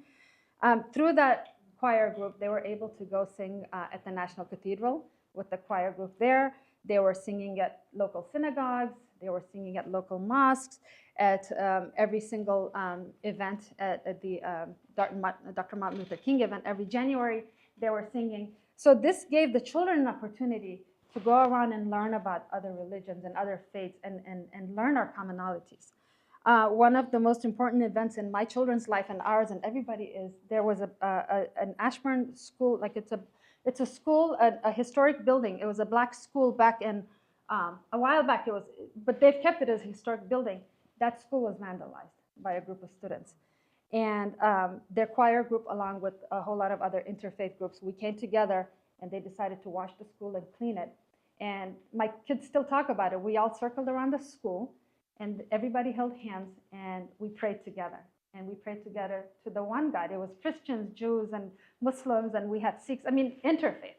And my kids still talk about that experience. So we tried our best to make sure that our children are raised loving people of other faith, appreciating people of other faith. And in return, what we saw was that people of other faith were also coming together and willing to learn about us. So this became like a very, very enriching experience for all of us. And why do I share this today? I share this because through this event, the Meet Your Muslim Neighbor event, the impact that it had in our lives and in the life of others was immense. That event opened up doors to friendships that I made that have lasted till today, and that some of the women who are Christian, white women, reached out to me, and they wanted to meet with me. This is after the event. We finally met at coffee shops, those who couldn't attend the event. But it reached a point where in 2019, I was diagnosed with kidney disease. And it was stage 4. I was on dialysis, and I needed a donor. 3 women out of that group that I met offered their kidney to me. And none of them were Muslim. And these are the women I met through that one event. So I get goosebumps talking about this. But this is the power of building bridges. This is the power of stepping out there and offering who you are and giving somebody an opportunity to get to know you. And you willing, using that opportunity to get to know them. So these are the type of friendships that were built out of that event. My kidney disease, obviously, was aggressive. None of them ended up being a match for me, so my sister gave her kidney, and I'm alive today thanks to everybody's prayers and my sister, but I am able to speak with you today because I got my transplant in 2020. In 2020, towards the end of 2020, another opportunity came about. And by now, while I'm in bed, I was hospitalized 2-3 times, very near-death situations. But through that time, through that experience, I kept questioning, what is my purpose on this earth? What am I chasing? What was I chasing? What is it that I want? And the only thing that makes sense to me was, you know what? I'm a human being. I should serve my life, live my life in service of others. What that service was, I didn't know. And so when I got a lease at my life, when I got my kidney, I just had a talk with God. One day I was laying in bed. I was like, what do I want to do with my life when I get out of this hospital? And I decided I'm going to live my life in service. This is the second chance at life that I have. I want to be there for every human out there, regardless of their background. I'm a human. God wants me to serve, and that's what I'm going to do. And what is it? Lo and behold, God throws an opportunity at me at the acting. CBS was working with, I can't speak today, I'm sorry, with Warner Brothers. They were working on a series called United States of Al, and you're not wrong. A lot of people have said AI because it's A and then that L, and yeah, it's Al. Yeah. They're working on a series called United States of Al, which was a story based on an immigrant from Afghanistan who was a SIV. He helped the United States Marines in Afghanistan, and they become best friends because he saves the Marines' life. And he comes and, strategically located in Ohio, of all the places, trying to navigate his life as an Afghan immigrant in Ohio. So they needed a woman in her 40s to portray his mom. And the mom had to be from Kandahar and speak the language. And I just happened to fit that whole description of the mother. Gulbashra was her name, Al's mom. And when I saw the flyer, and one of my cousins who lives in California, she's like, can one of you please audition? I had no desire to ever act. No, never in my life would I think I'm going to go to Hollywood. So I asked my sisters because I thought they fit the description better than I did. And I was like, can you guys do this? And one of them is camera shy. The other one thinks, she thought I was crazy. So then I complained to my husband. I'm like, these ladies are crazy. They're not doing it. And he's like, why don't you do it? And I was like, I have no desire. I don't know how to act. First, my language skills are not as good as my sisters because they grew up in Afghanistan. I was too young when I left. Second, I am not an actress. He's like, just give it a try. And then I have 3 sons. who also pushed me. They all pushed me to audition, and I did it just for fun. I was like, let's just do this audition. It'll be a nice family thing. But I did not know Chuck Lorre liked me. He said, he was like, and Chuck Lorre is the executive producer of, what is that? Big Bang Theory. So he's like, I like the lady from Virginia, and I was the lady from Virginia. So they chose the lady from Virginia, and I ended up going there, and just that whole experience was surreal. We drove in the middle of a pandemic. I was not vaccinated at that time. We couldn't fly. So my husband drove me across the country just to do 2-3 episodes all at once. And the whole experience, again, it was something out of my norm, out of my world. But it happened. We did what we had to do, and we came back. A week before the episode aired that I was in, I sat there, and I guess my jitters came, and I was like, what is this? Why did I do this? And I talked to my husband about it, like, what was this whole experience about? And then it just occurred to me that when I was in middle school, I represented my nation, because we used to have international weeks, and I got up there in my Afghan clothes, and as soon as I got up on stage to walk across, a whole lot of laughter happened. And these were my bullies. They all laughed at me, at what I was wearing, at who I was, and although I was taken aback, I stood there on stage while the students were laughing at me. I was in tears. I had a decision to make. I either go with it or run off the stage, but I went with it.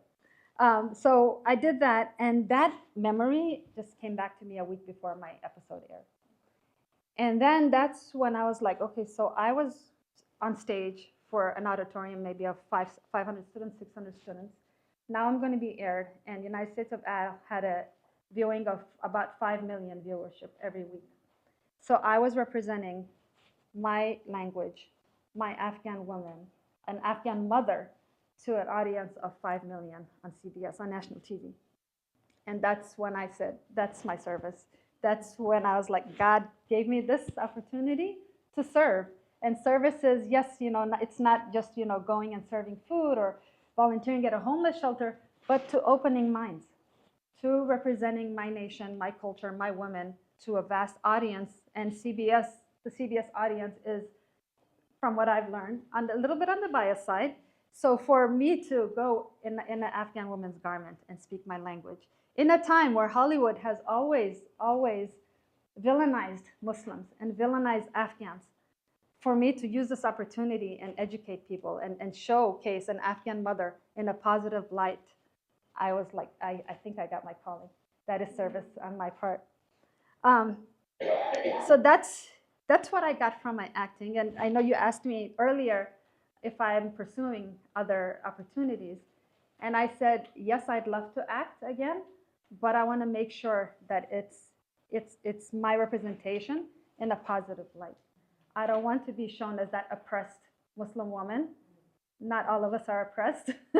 Our religion does not oppress us. The men do in our cultures, but not the religion. I want to also make sure that my role is not that of a villain. I don't wish ill on anybody. Neither do the Afghan women, neither do Afghan mothers. They all raise their children. No mother wishes their child to do bad. It's our society, our culture, our political climate that changes people. But I wanted to show the people that we are human, just like everyone else. The Muslims are not villains. Afghans are not villains. Pashtun. So I feel like I've been fighting my identity. Like I go from a Muslim, well, a woman. As women, we fight a lot for our identity. Then there's being a Muslim woman. Then there's being an Afghan woman. And then there's being a Pashtun woman. Because if you guys know, majority of the Taliban, unfortunately, are Pashtun. And the whole Pashtun tribe is villainized because of the doing of politics. So I've always found myself fighting for my identity. But I fight through service because I want people to know that we are human and that we serve just like everyone else. We also, through that time, I started organizing a group, and I worked with USIP to find a group called Loud and Kids for Peace. My children were involved. It unfortunately didn't evolve much because of COVID. A lot happened. The group kind of, died down. But the fact is that we do everything we can in our power to make sure that we build bridges, because I believe that when you build bridges, you create understanding. And I think that's what we need more right now, more than anything else. Sorry, I just forgot about my note cards. In 2021 was the historic withdrawal of the United States troops in Afghanistan. August, I believe we all saw images of Afghanistan and that infamous plane where people were hanging from them. It's a traumatic image that has stayed in the minds of so many people. When these Afghans decided to escape at the fall of Kabul to Taliban, immediately we knew that they were all going to be bringing them in the thousands. And where we live very close to Dulles Airport, and we found out that majority of them were going to come through Dulles Airport. So our house became a hub for collecting diapers and bottles and clothes and everything for these refugees that were coming. That's so nice. I like that. 10 minutes. Oh, really? Okay, I'll get louder. I like it. So what happened was we were volunteers. So at Dulles Airport, if they needed bottles, we need 20 bottles for these Afghan kids. My husband would run and drop them off. So our house became like a hub for collecting all sorts of donations. And again, this became a community event and another calling, serve. So these opportunities kept coming in, and me being an former Afghan refugee myself, and knew how difficult it was. But knowing that we were welcomed by, I don't remember which resettlement agency, but the fact is that they were wonderful and they made us feel at home. I wanted to make sure that I offered that opportunity to the newly arrived Afghans. So through that, I basically, I volunteered, and then LIRS, or now Global Refuge, reached out to me and asked me if I wanted to be a case manager. I'd never done case management in my life as a social worker. It takes a lot. But I don't know. So I was just dropped in the ocean and said, okay, learn how to swim, become a case manager, because you need to help these Afghans out. And that's what I did. I became a case manager. We resettled over 1,400 people in the Alexandria area. And yeah, that's what we did. And now I find myself working in resettlement, and I love it. And again, it's my calling, and I feel like God keeps giving me opportunities to serve. And through the service, what I've found is by sharing the stories of refugees, by sharing, my own story, how we came, what we were, and where I am today, and by sharing that, okay, I am just an everyday American, just like everybody else. Did the education, work, I pay taxes. We contribute to the economy here. A lot of things that you hear is refugees are taking away our jobs, refugees are taking away our money. That's not true. In fact, refugees and immigrants pay billions and billions of dollars in taxes towards this economy. So these are the kind of things I do out there. I try to change people's thinking about immigrants, people thinking about refugees.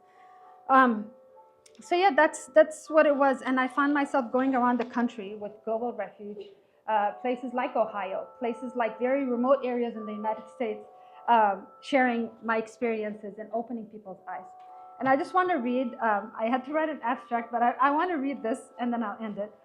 My vision for the United States is that this vision calls for an America where every newcomer is embraced as part of the national story, where communities come together to uplift immigrant families, and where cultural representation reflects the full richness of who we are. I imagine a country where immigrants are celebrated on larger platforms, including Hollywood, where Muslims, Afghans, and other underrepresented communities appear not as stereotypes or villains, but as integral threads in the American fabric. My vision for America is rooted in gratitude and lived experience. As a refugee welcomed to the United States in the 80s, I witnessed firsthand how safety, opportunity, and community can transform a life. Since then, I have seen generations of refugees and immigrants arrive with the same hopes, seeking stability, dignity, and the chance to contribute to a nation they admire. Growing up in Northern Virginia, being American became inseparable from my Afghan identity, shaping how I understand belonging and how I imagine our shared values. United States 250 can be a turning point, a moment to reaffirm who we want to be. By expanding representation, fostering understanding across communities, and championing leaders who elevate compassion over division, we can build a nation where every individual feels seen, valued, and welcomed. This is the America I believe in and the America I hope to help shape by building bridges. That's it.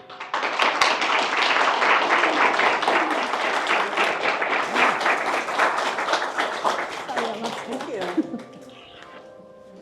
Really good. I actually think that the bells were doing you some good there. It was kind of like building momentum. Thank you we've had 3 great bridges. I love this metaphor of building bridges that we continue to work on. Before I introduce our next speaker, our last speaker, I want to tell you that we will have a discussion at the end, and I hope that you can stick around. The last speaker we have is a person that I've known in the museum world in and around our cultural spaces, Dr. Izetta Mobley. Izetta I have known to be one of the most curious people I have ever known. She is interested in almost everything. And she has also challenged my thinking in a lot of different regards. And that's a really valuable service that you provide, Izetta.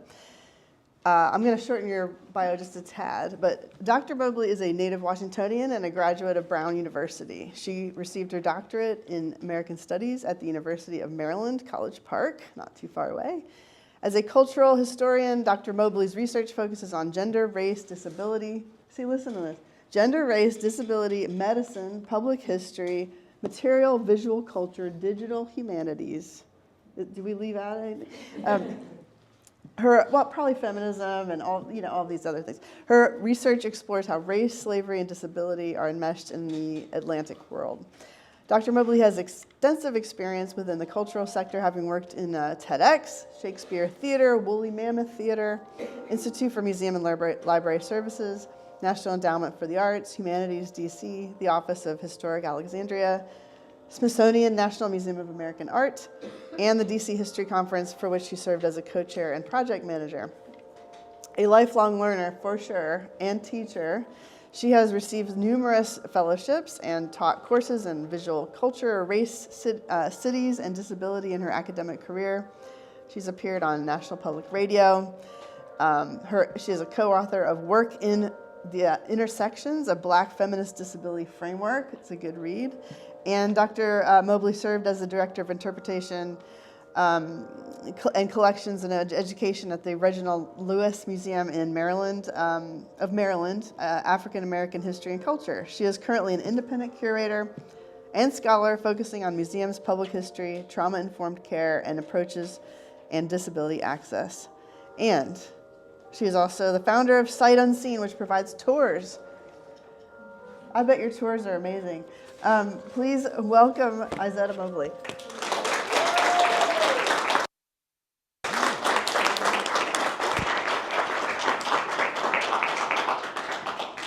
Good afternoon. Oh, wait, one more time, please. Good afternoon. Good afternoon. You know, I am a native Washingtonian, and contrary to popular belief, DC is well below the Mason-Dixon line, so we tend towards Southern behavior. Thank you so much to Cameron, to Callie, to the entire Lincoln Cottage staff and volunteers. Hi, Mr. Kilborn. It's so lovely to see you. This is my high school history teacher who got me through AP US History and is largely why I'm a historian. He's joined here by Dr. Davis, who, when I said, I think if more women were in charge, there'd be less war, he told me to go read about Catherine the Great. And both white men who generously allowed me to constantly push back on the narrative of America, for which I am quite grateful.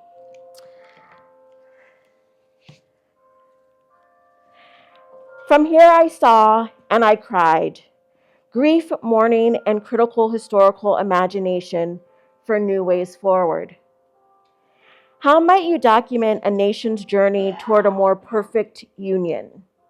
What visual language would best capture the turmoil and challenges presented to a president presiding over a civil war? How might that president and nation attempt to, as Lincoln said, re-adopt the Declaration of Independence? Lincoln understood his purpose as president as revisiting the promises made upon the nation's founding. He believed that he had a duty to continually recommit to the idealized notions of liberty put forth in 1776. Lincoln reasoned that if we aligned ourselves to that original declaration, we shall not only have saved the Union, but we shall have so saved it as to make and to keep it forever worthy of the saving. As we commemorate the 250th anniversary of the founding of the United States, how might the questions raised through linked images of Abraham Lincoln at the pinnacle of his work to make the Union worthy by keeping it whole, and from the artist Carrie Mae Weems, direct us to attend to the unfinished business of the promises of the nation's founding? I often find myself drawn to the evocative labor of photography, and while photography, developed in 1839, arrived more than 60 years too late to capture the events of 1776, so much of how I see the nation has been informed by iconic images. Photography is unique in the power of its visual language to capture and convey moments in time and history. For nearly 200 years, photography has documented critical moments, moments of grief, longing, justice, joy, terror, and hope. A photograph might capture what we can never see in the present moment. The expanse of land Abraham Lincoln would have seen here in the days before he died, for instance, or a cracked glass transferred photograph image of a president taken 2 months before his assassination, or the reinterpretation by artist Carrie Mae Weems of images taken by a eugenicist in the mid-19th century, reimagined to affirm dignity and freedom in the 1995 photography series, From Here I Saw What Happened and Cried. How might our looking with care, precision, with compassion, and with a sense of how history, grief, and mourning echo across time serve to convey meanings about the unfinished business of this American project? Where and how do we locate and attend to grief in history? How might parallel moments in history or parallel photographic representations and histories lead us to more thoughtfully consider and imagine ways towards something akin to justice?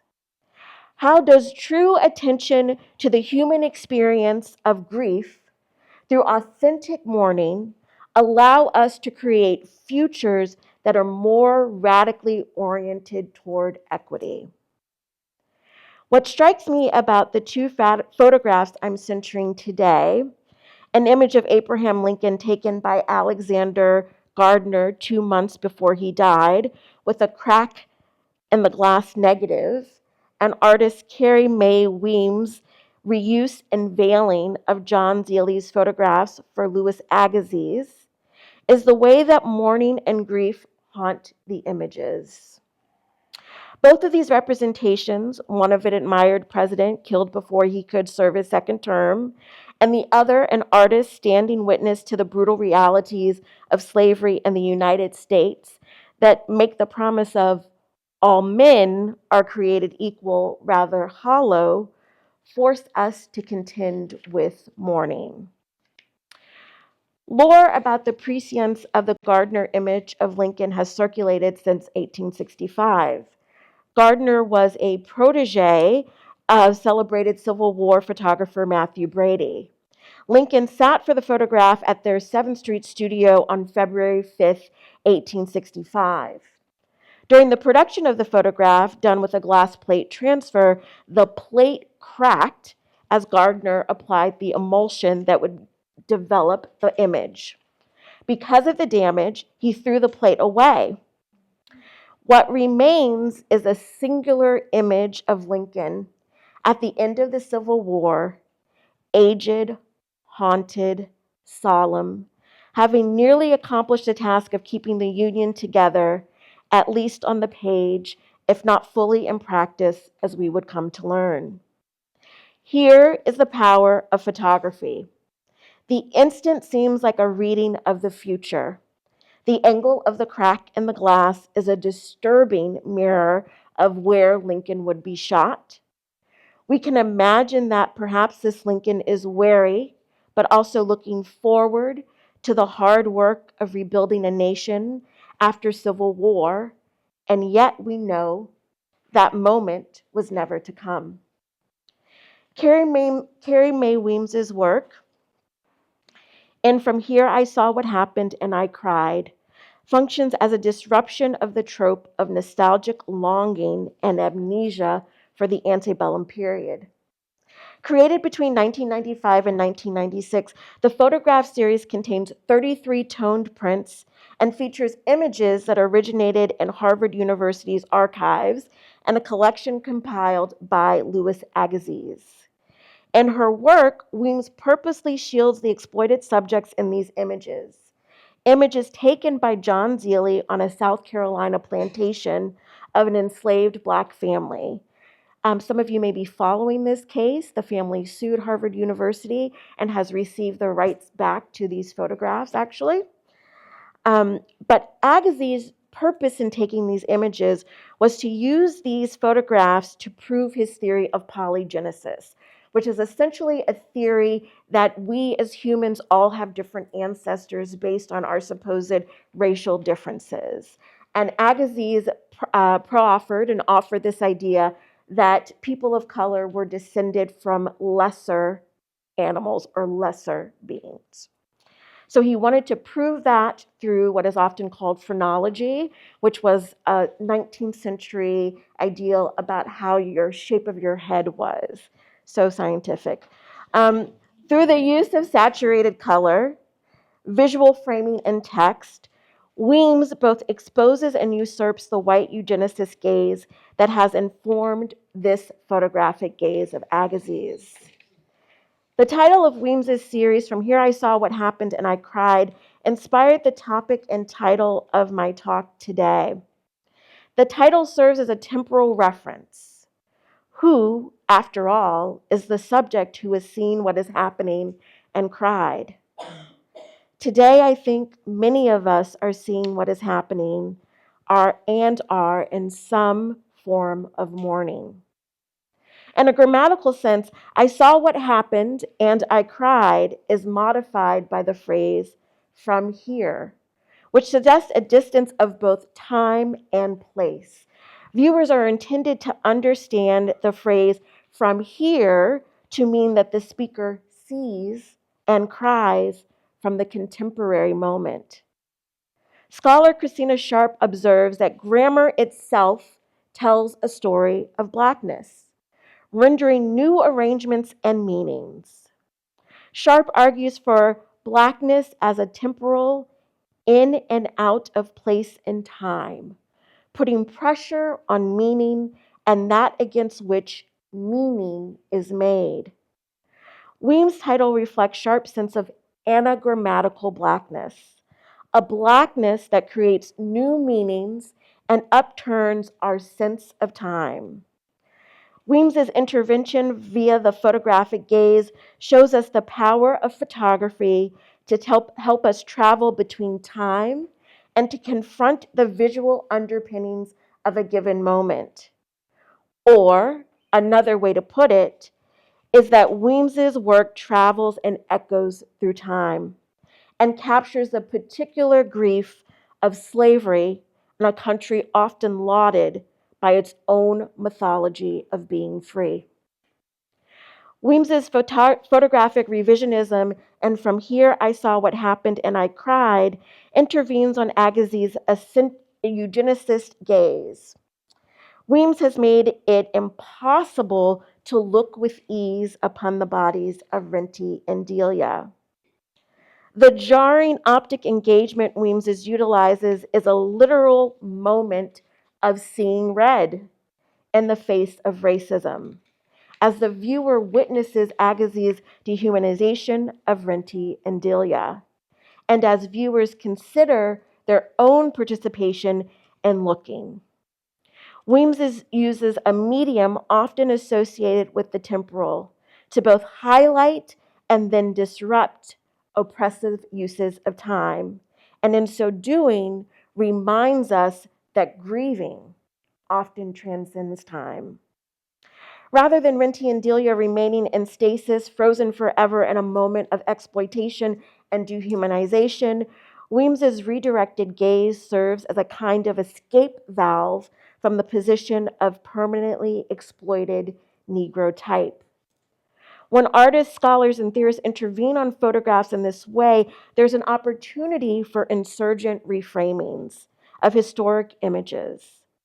Weems marshals a visual grammar that spotlights the social and cultural labor of Black bodies in the photographic medium. The red gel, like a blood barrier, so to speak, not only prevents an unencumbered consumption of the image, but it also serves as a signal to the viewer of being out of time. It suggests that the mourning for slavery may have no end. The Lincoln image, like the Weems series, captures anticipatory and complex grief, moments where an unknown future or unknown suffering is both present and also on the way. What I'd like to invite us to explore today is thinking through how attending to the very human experience of grief and authentic mourning might better ground us in a complex truth that in turn might allow us to create more radically equitable futures. The uneasy gift of grieving is how rapidly it forces us to shed what we can no longer tolerate. Grief is understood as universal, an experience that many of us would prefer to avoid or escape, but which we simply cannot. Eventually, we all mourn. As we sit in this room today, we are sharing space in a home in which Mary and Abraham Lincoln grieved, and they did so with others across the country. If you pause for a moment at the foot of the stair, you might catch a glimpse of the Capitol and an echo of the landscape that Lincoln might have gazed upon as he considered war and its impacts, and mourned the country's compounding losses and his own unspeakable loss of a child.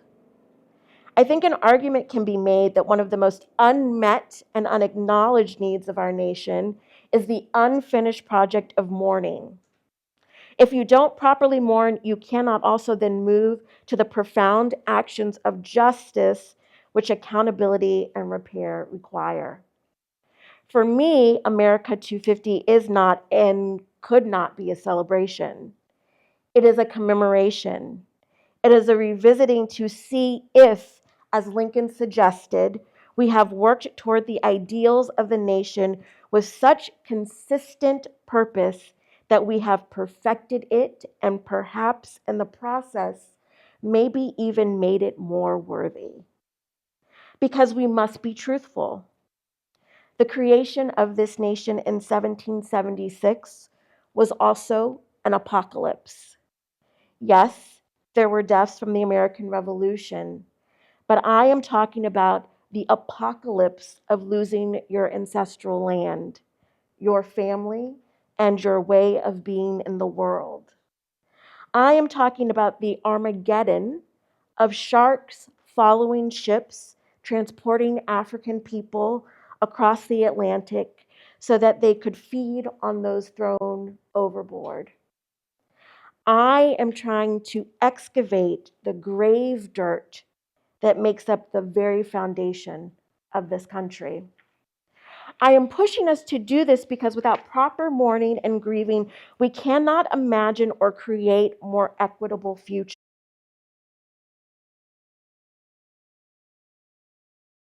Existence. We cannot properly document the complexities of our lives, and we cannot use critical imagination to flourish or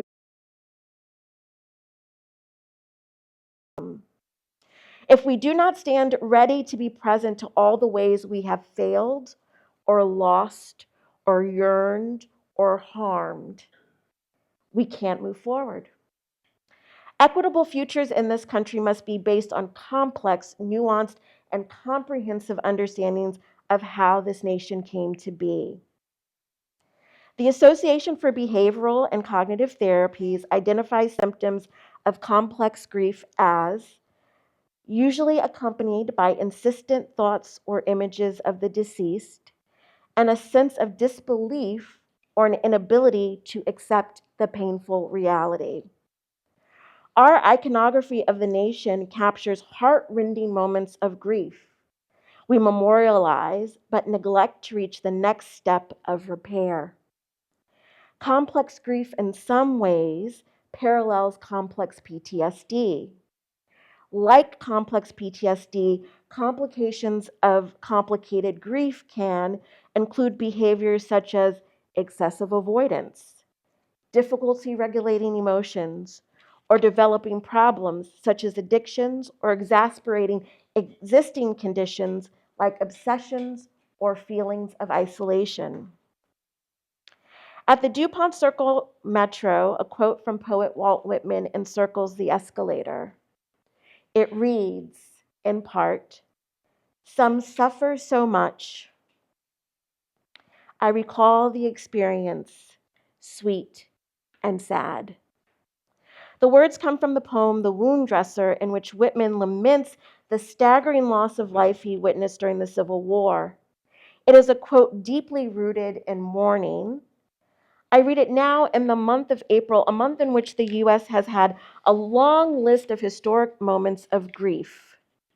April, perhaps incongruently, is a powerful month in which to observe the complex grieving we simultaneously experience and refuse.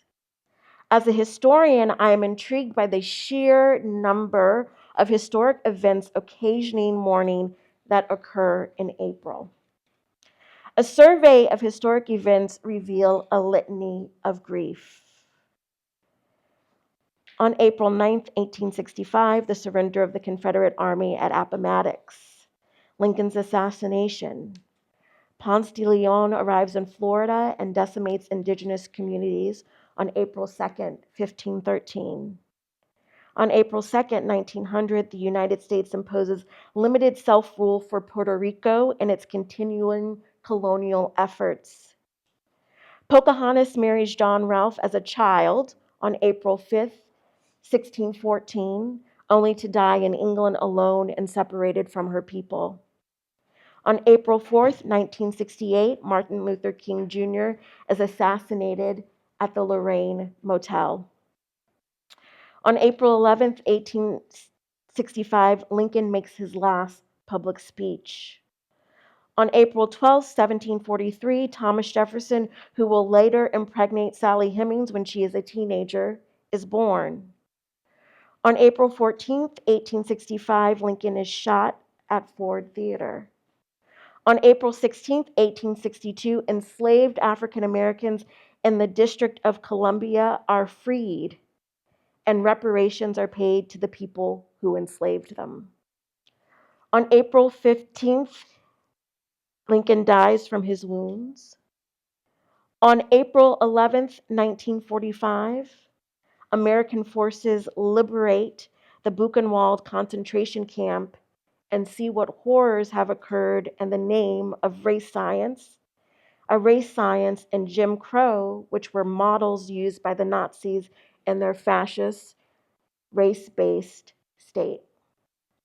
On April 16, 2007, the largest mass shooting to date at that time occurs at Virginia Tech.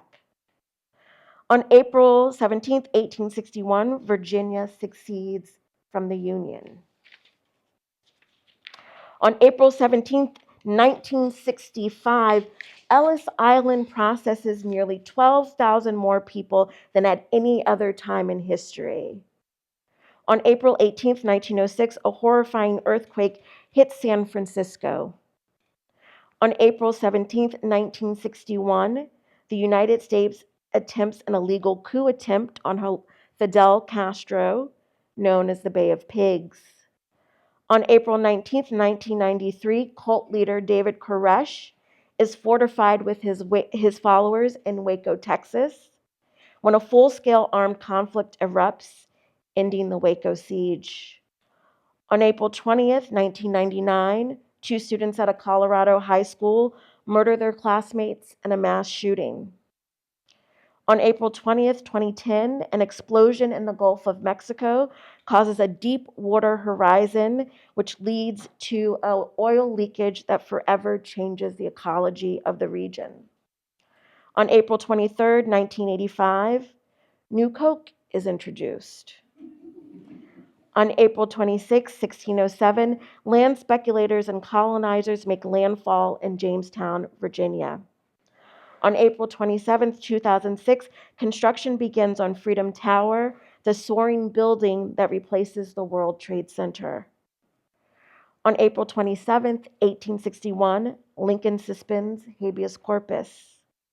On April 12, 1983, Margaret Heckler, the Secretary of Health and Human Services, tells Congress that no additional funding is needed to research HIV.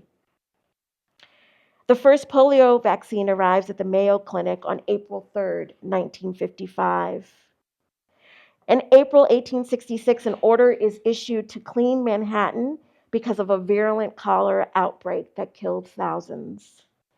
In April 1804, Sacagawea sets off with the Corps of Discovery and what becomes known as the Lewis and Clark Expedition. On April 10, 2020, the U.S. becomes the country with the most COVID-19 cases and deaths, surpassing Italy and Spain.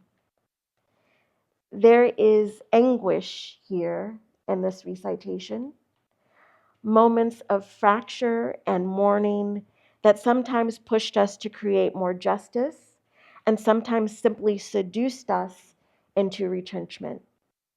Commemoration is not enough. It is not enough if we do not do work to actively repair. That is how I understand Lincoln's quote. We shall not only have saved the Union, but we shall have so saved it as to make and to keep it forever worthy of the saving. To me, Lincoln could be talking about justice, about repair, of the continuing revisiting of our grief so that we do not return to the source of the conditions that have created such mighty mourning and loss. What must happen, what could happen beyond commemoration?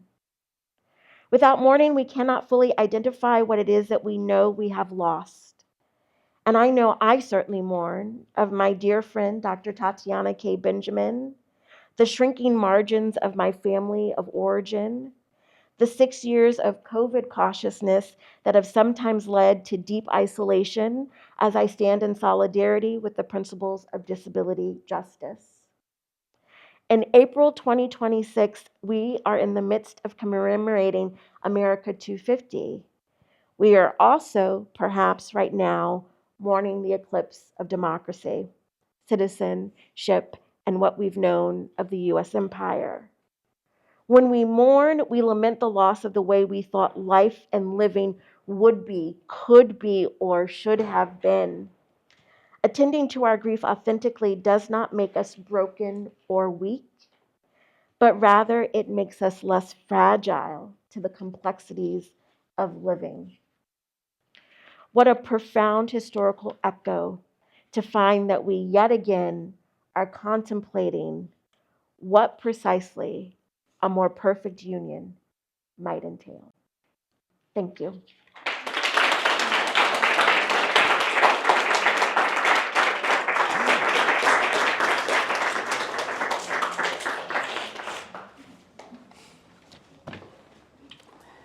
Thank you, Isaiah.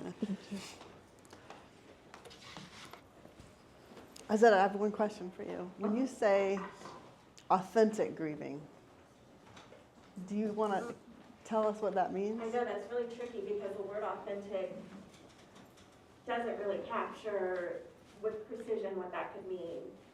I think that we do a lot of performative grieving, which is that and it's become a meme on Twitter. It will forever be Twitter. Thoughts and prayers, but that is performative in the way that we don't sit with the grief. And we will do things like, people will rush in and say, oh, I can't even focus today. But we won't say, I can't focus today because we're currently seeing a war throughout Lebanon, Iran, and I'm worried about the well-being of my family, or I'm worried about the assault on people I love. So that there's this acknowledgement, but it's not a full acknowledgement of what is contributing to that sense of dissociation or despondency or confusion or overwhelm. We just take these moments to say something, but we do not actively grieve. So I mean authentic mourning and applause, just as we did today, where I'm literally talking you through all of the things that have happened and giving us space to absorb that. So space and time, yeah, that does for the feel, to actually feel it and not just graze it. Yeah, but it's a vulnerable act, right? And as many of the stories here were today, vulnerable acts in really coming forward, because I just want to acknowledge that everybody who told their story today, they are storytellers, they are educators, and not everybody's built for that. Not everybody that comes with a certain identity or a certain lived experience is built for that kind of, opening up and finding those moments to talk with people. So we really appreciate everybody's vulnerability today. So I want to open this up to you all today at this last moment. You've had a lot to digest. We heard from Monty joining us from a federal penitentiary, not federal, state penitentiary, talking about his experience of incarceration. We had Angelina Johnson asking us to, center joy from her perspective as a young adult and a social justice advocate. And we have Zarmina Hamidi is asking us to look at look at our get to know our Muslim neighbors, right? And ask ourselves questions about what we don't know. And then we had Izetta Mobley asking us to consider grief and past harms as a way of moving forward. So those are a lot of different stories. How is all of this sitting with you right now? Are you, and this is of course related to the vision of America and what you think of being American and where we're going with it, how do these stories inform your thoughts on America? And anybody is free if you want to raise your hand and, yeah. We're going to use the mic. Oh, mic, okay, yes, right. So we can hear it on YouTube or whatever we're doing. Yes. Yeah. Sherry Mueller with the School of International Service at American University. I want to say a big thank you for this moment and ask each of our panelists or speakers if they would be kind enough to give a couple of practical resources for action that we can do. For example, when I was listening to Zarmina, I was thinking of Unity Productions and those incredible documentary PBS films on the Islam faith and Muhammad, Legacy of a Prophet. So that would be an example from you of something we can do to broaden our horizons beyond today. And I would just ask that of each of our speakers. And thank you. Just in the interest of time and making sure other people can get their comments in, I will ask if anything comes to mind for you all. I don't want to put you on the spot for each person, but if anything comes to mind for further reading. Oh, and Monty's on the phone. Okay. Right, so Monty or any of the speakers, any further reading? Give us some homework. I'll share a book, Rest is Resistance. It's called Rest is Resistance, a manifesto if you haven't read it. She's talking about rest, but it's related. Tricia Hersey? Yes. Yeah, that's a great one. Okay. What was it? Rest is Resistance. Yeah. I just wanted to ask answer the first question, which is, how does this thing go? It's not actually for amplification, it's just recording. Okay. Or it's like, I feel very like rooted and grounded because the weight of what was mentioned also makes me feel like a desire to slow down. And I'm just really grateful for that. I think it's hard for me, anybody else who has questions, I'm very impressed. So I feel like I need a bit of time to Yeah. really let this sink in. And also the beauty of these interlocking stories, I think will unfold a little bit because they're so distinct, but yet you've curated such a beautiful selection for us. So just Yeah. really feeling solidly in this place right now. So thank you. so you're really in the present. It makes you want to slow down. Interesting. Yeah, and I think a lot of there's some echoes of that throughout several of these presentations. Monty, I want to ask you if you want to add anything so far. There will be a little bit of a delay. Yes, absolutely. Can everybody hear me? Yes. Okay, great. And I'm sorry too, if somebody has a question, it'll probably have to be repeated into the very muffled. But one thing I wanted to say is, well, thank you for every, our limitations and what we have to do for me to speak. I got cut off kind of before I was able to make the final point. And one thing I wanted to say is that I can't give you my vision, Erica, at 250 because we haven't arrived. We're still not. But remaining hopeful,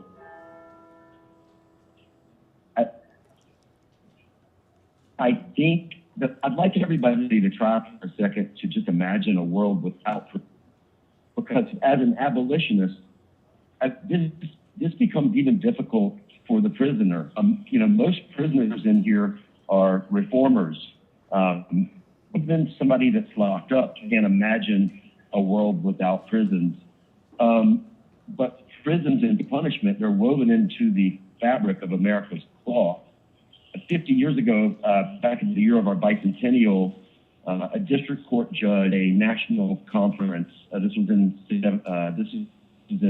76, Alvin Rubin said that one phenomena of our criminal law enforcement is that the more we handle individuals, talking about judges, and the worse they become. But in the 50 years since Alvin's statement, the incarceration rate in our country has increased nearly sixfold. And in the year in our country, taken another step back, adding at least 88 new detention centers. And so we are obsessed with locking people away, and we have disregarded that there may be other ways to accountability and justice. And when I think we are the richest country on the planet, I also think it shouldn't have been just money, but I also think I wish that the people on the outside could see some of the young men incarcerated here in the North Carolina prisons, because we are failing them. As reformers, Marxists, and stagnant receipts, we know that education people from coming back to prison, but while they're here, we still don't educate. So what are we doing? Mine's really for America beyond 250, and looks more like an America where different communities, the communities on the margins, actually have access to resources and education and help and safe, because communities that have access to those things don't send their people to prison. And so my vision starts there. So abolition is tied into equality, and is that of one of equality. So we need a fundamental shift of our understanding and how we address justice, and we need access and resources in our communities. And that's what I wanted to say. Thank you for giving me the action. Thank you so much, Monty. Yeah, we love the exercise of imagining a world without prisons. What does that look like?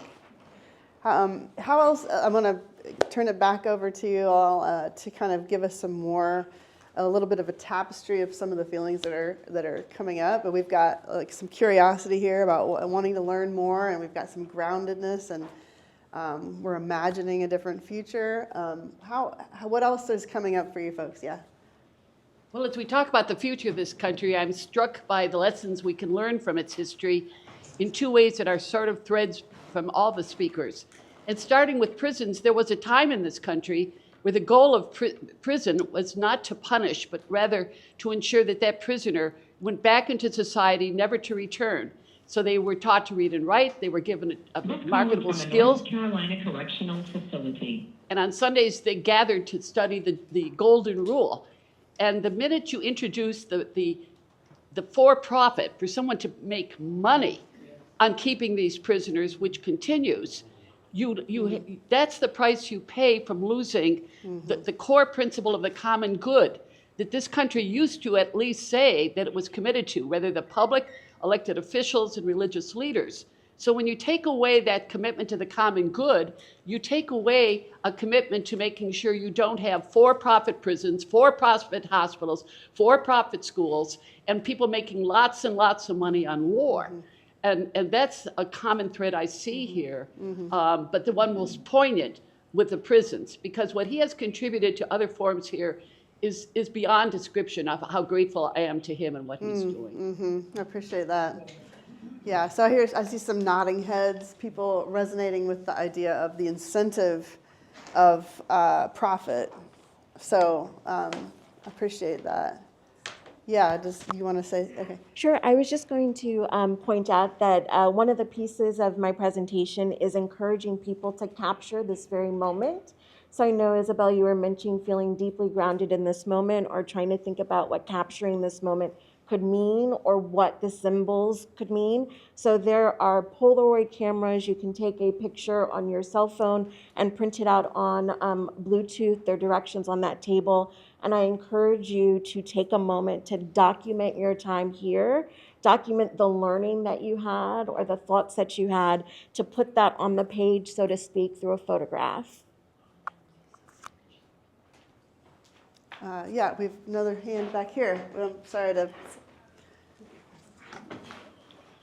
just throw it.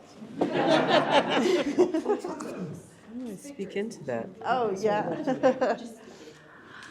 Okay, is this on? Yes. This echoes what several others have said, but if there is an aftercare package, so to speak, that could come out to us shortly, it will help us ponder, because this has been so rich.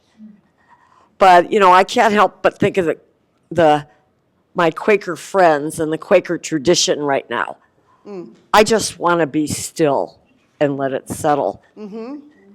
That's great advice. But I appreciate what others have said. But I really, it would be great if we could have a little aftercare package. Yeah, people are learners in this audience, so they want to learn more. That's great, curiosity from here, because if this is a start for something else, that's wonderful. And the stillness is a really good, you need to feel it, let it wash over you, and then tomorrow, think what is settling, But does anybody have any has it already translated to you in terms of a thing that you might do with this information? Has anybody thought to themselves maybe I will do X, Y, or Z, or try something new, or talk to somebody new? Yeah.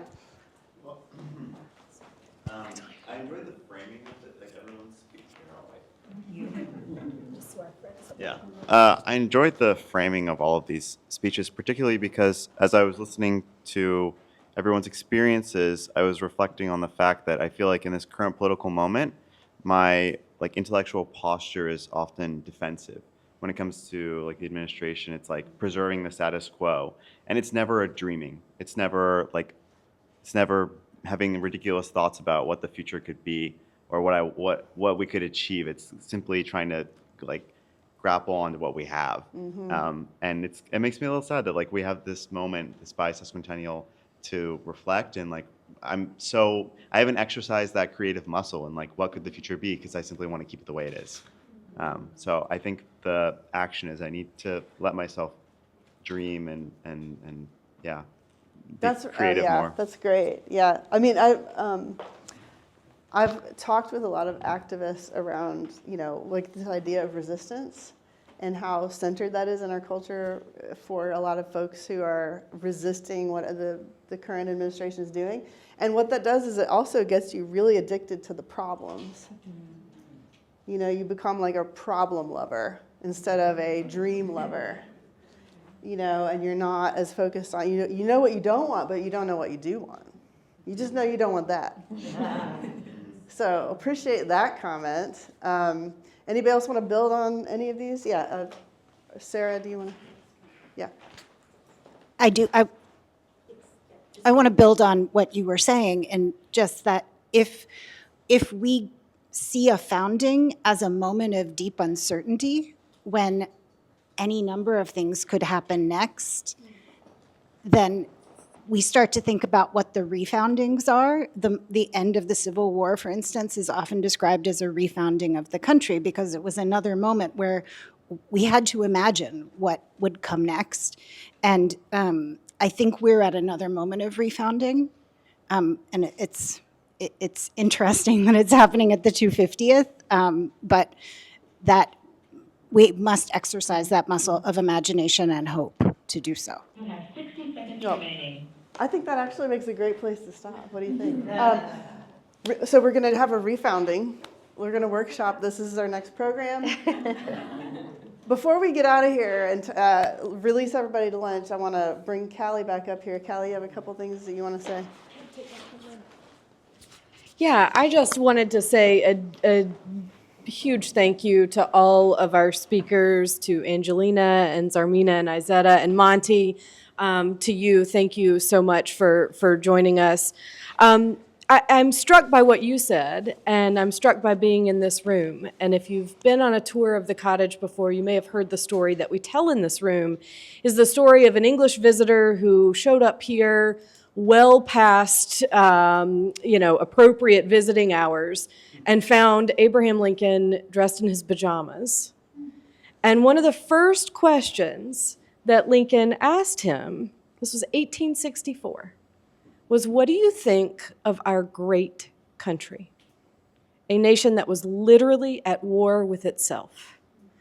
And what strikes me in this moment is that what Lincoln was really asking and what Lincoln was really sharing was his optimism. And it was specifically, I think, his optimism for the people. And as I've listened to all of the stories shared here today and all of your comments, I too am feeling a little bit optimistic. And I really appreciate the opportunity to learn from you all and to share this moment with everyone here today.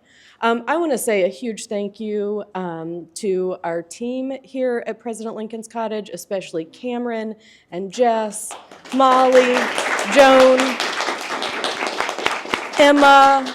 I see Paul and Marta back there. Events like this are a full team effort. We are a very small and extraordinarily mighty group of people who work here. Rebecca, thank you. See Sarah Grace too.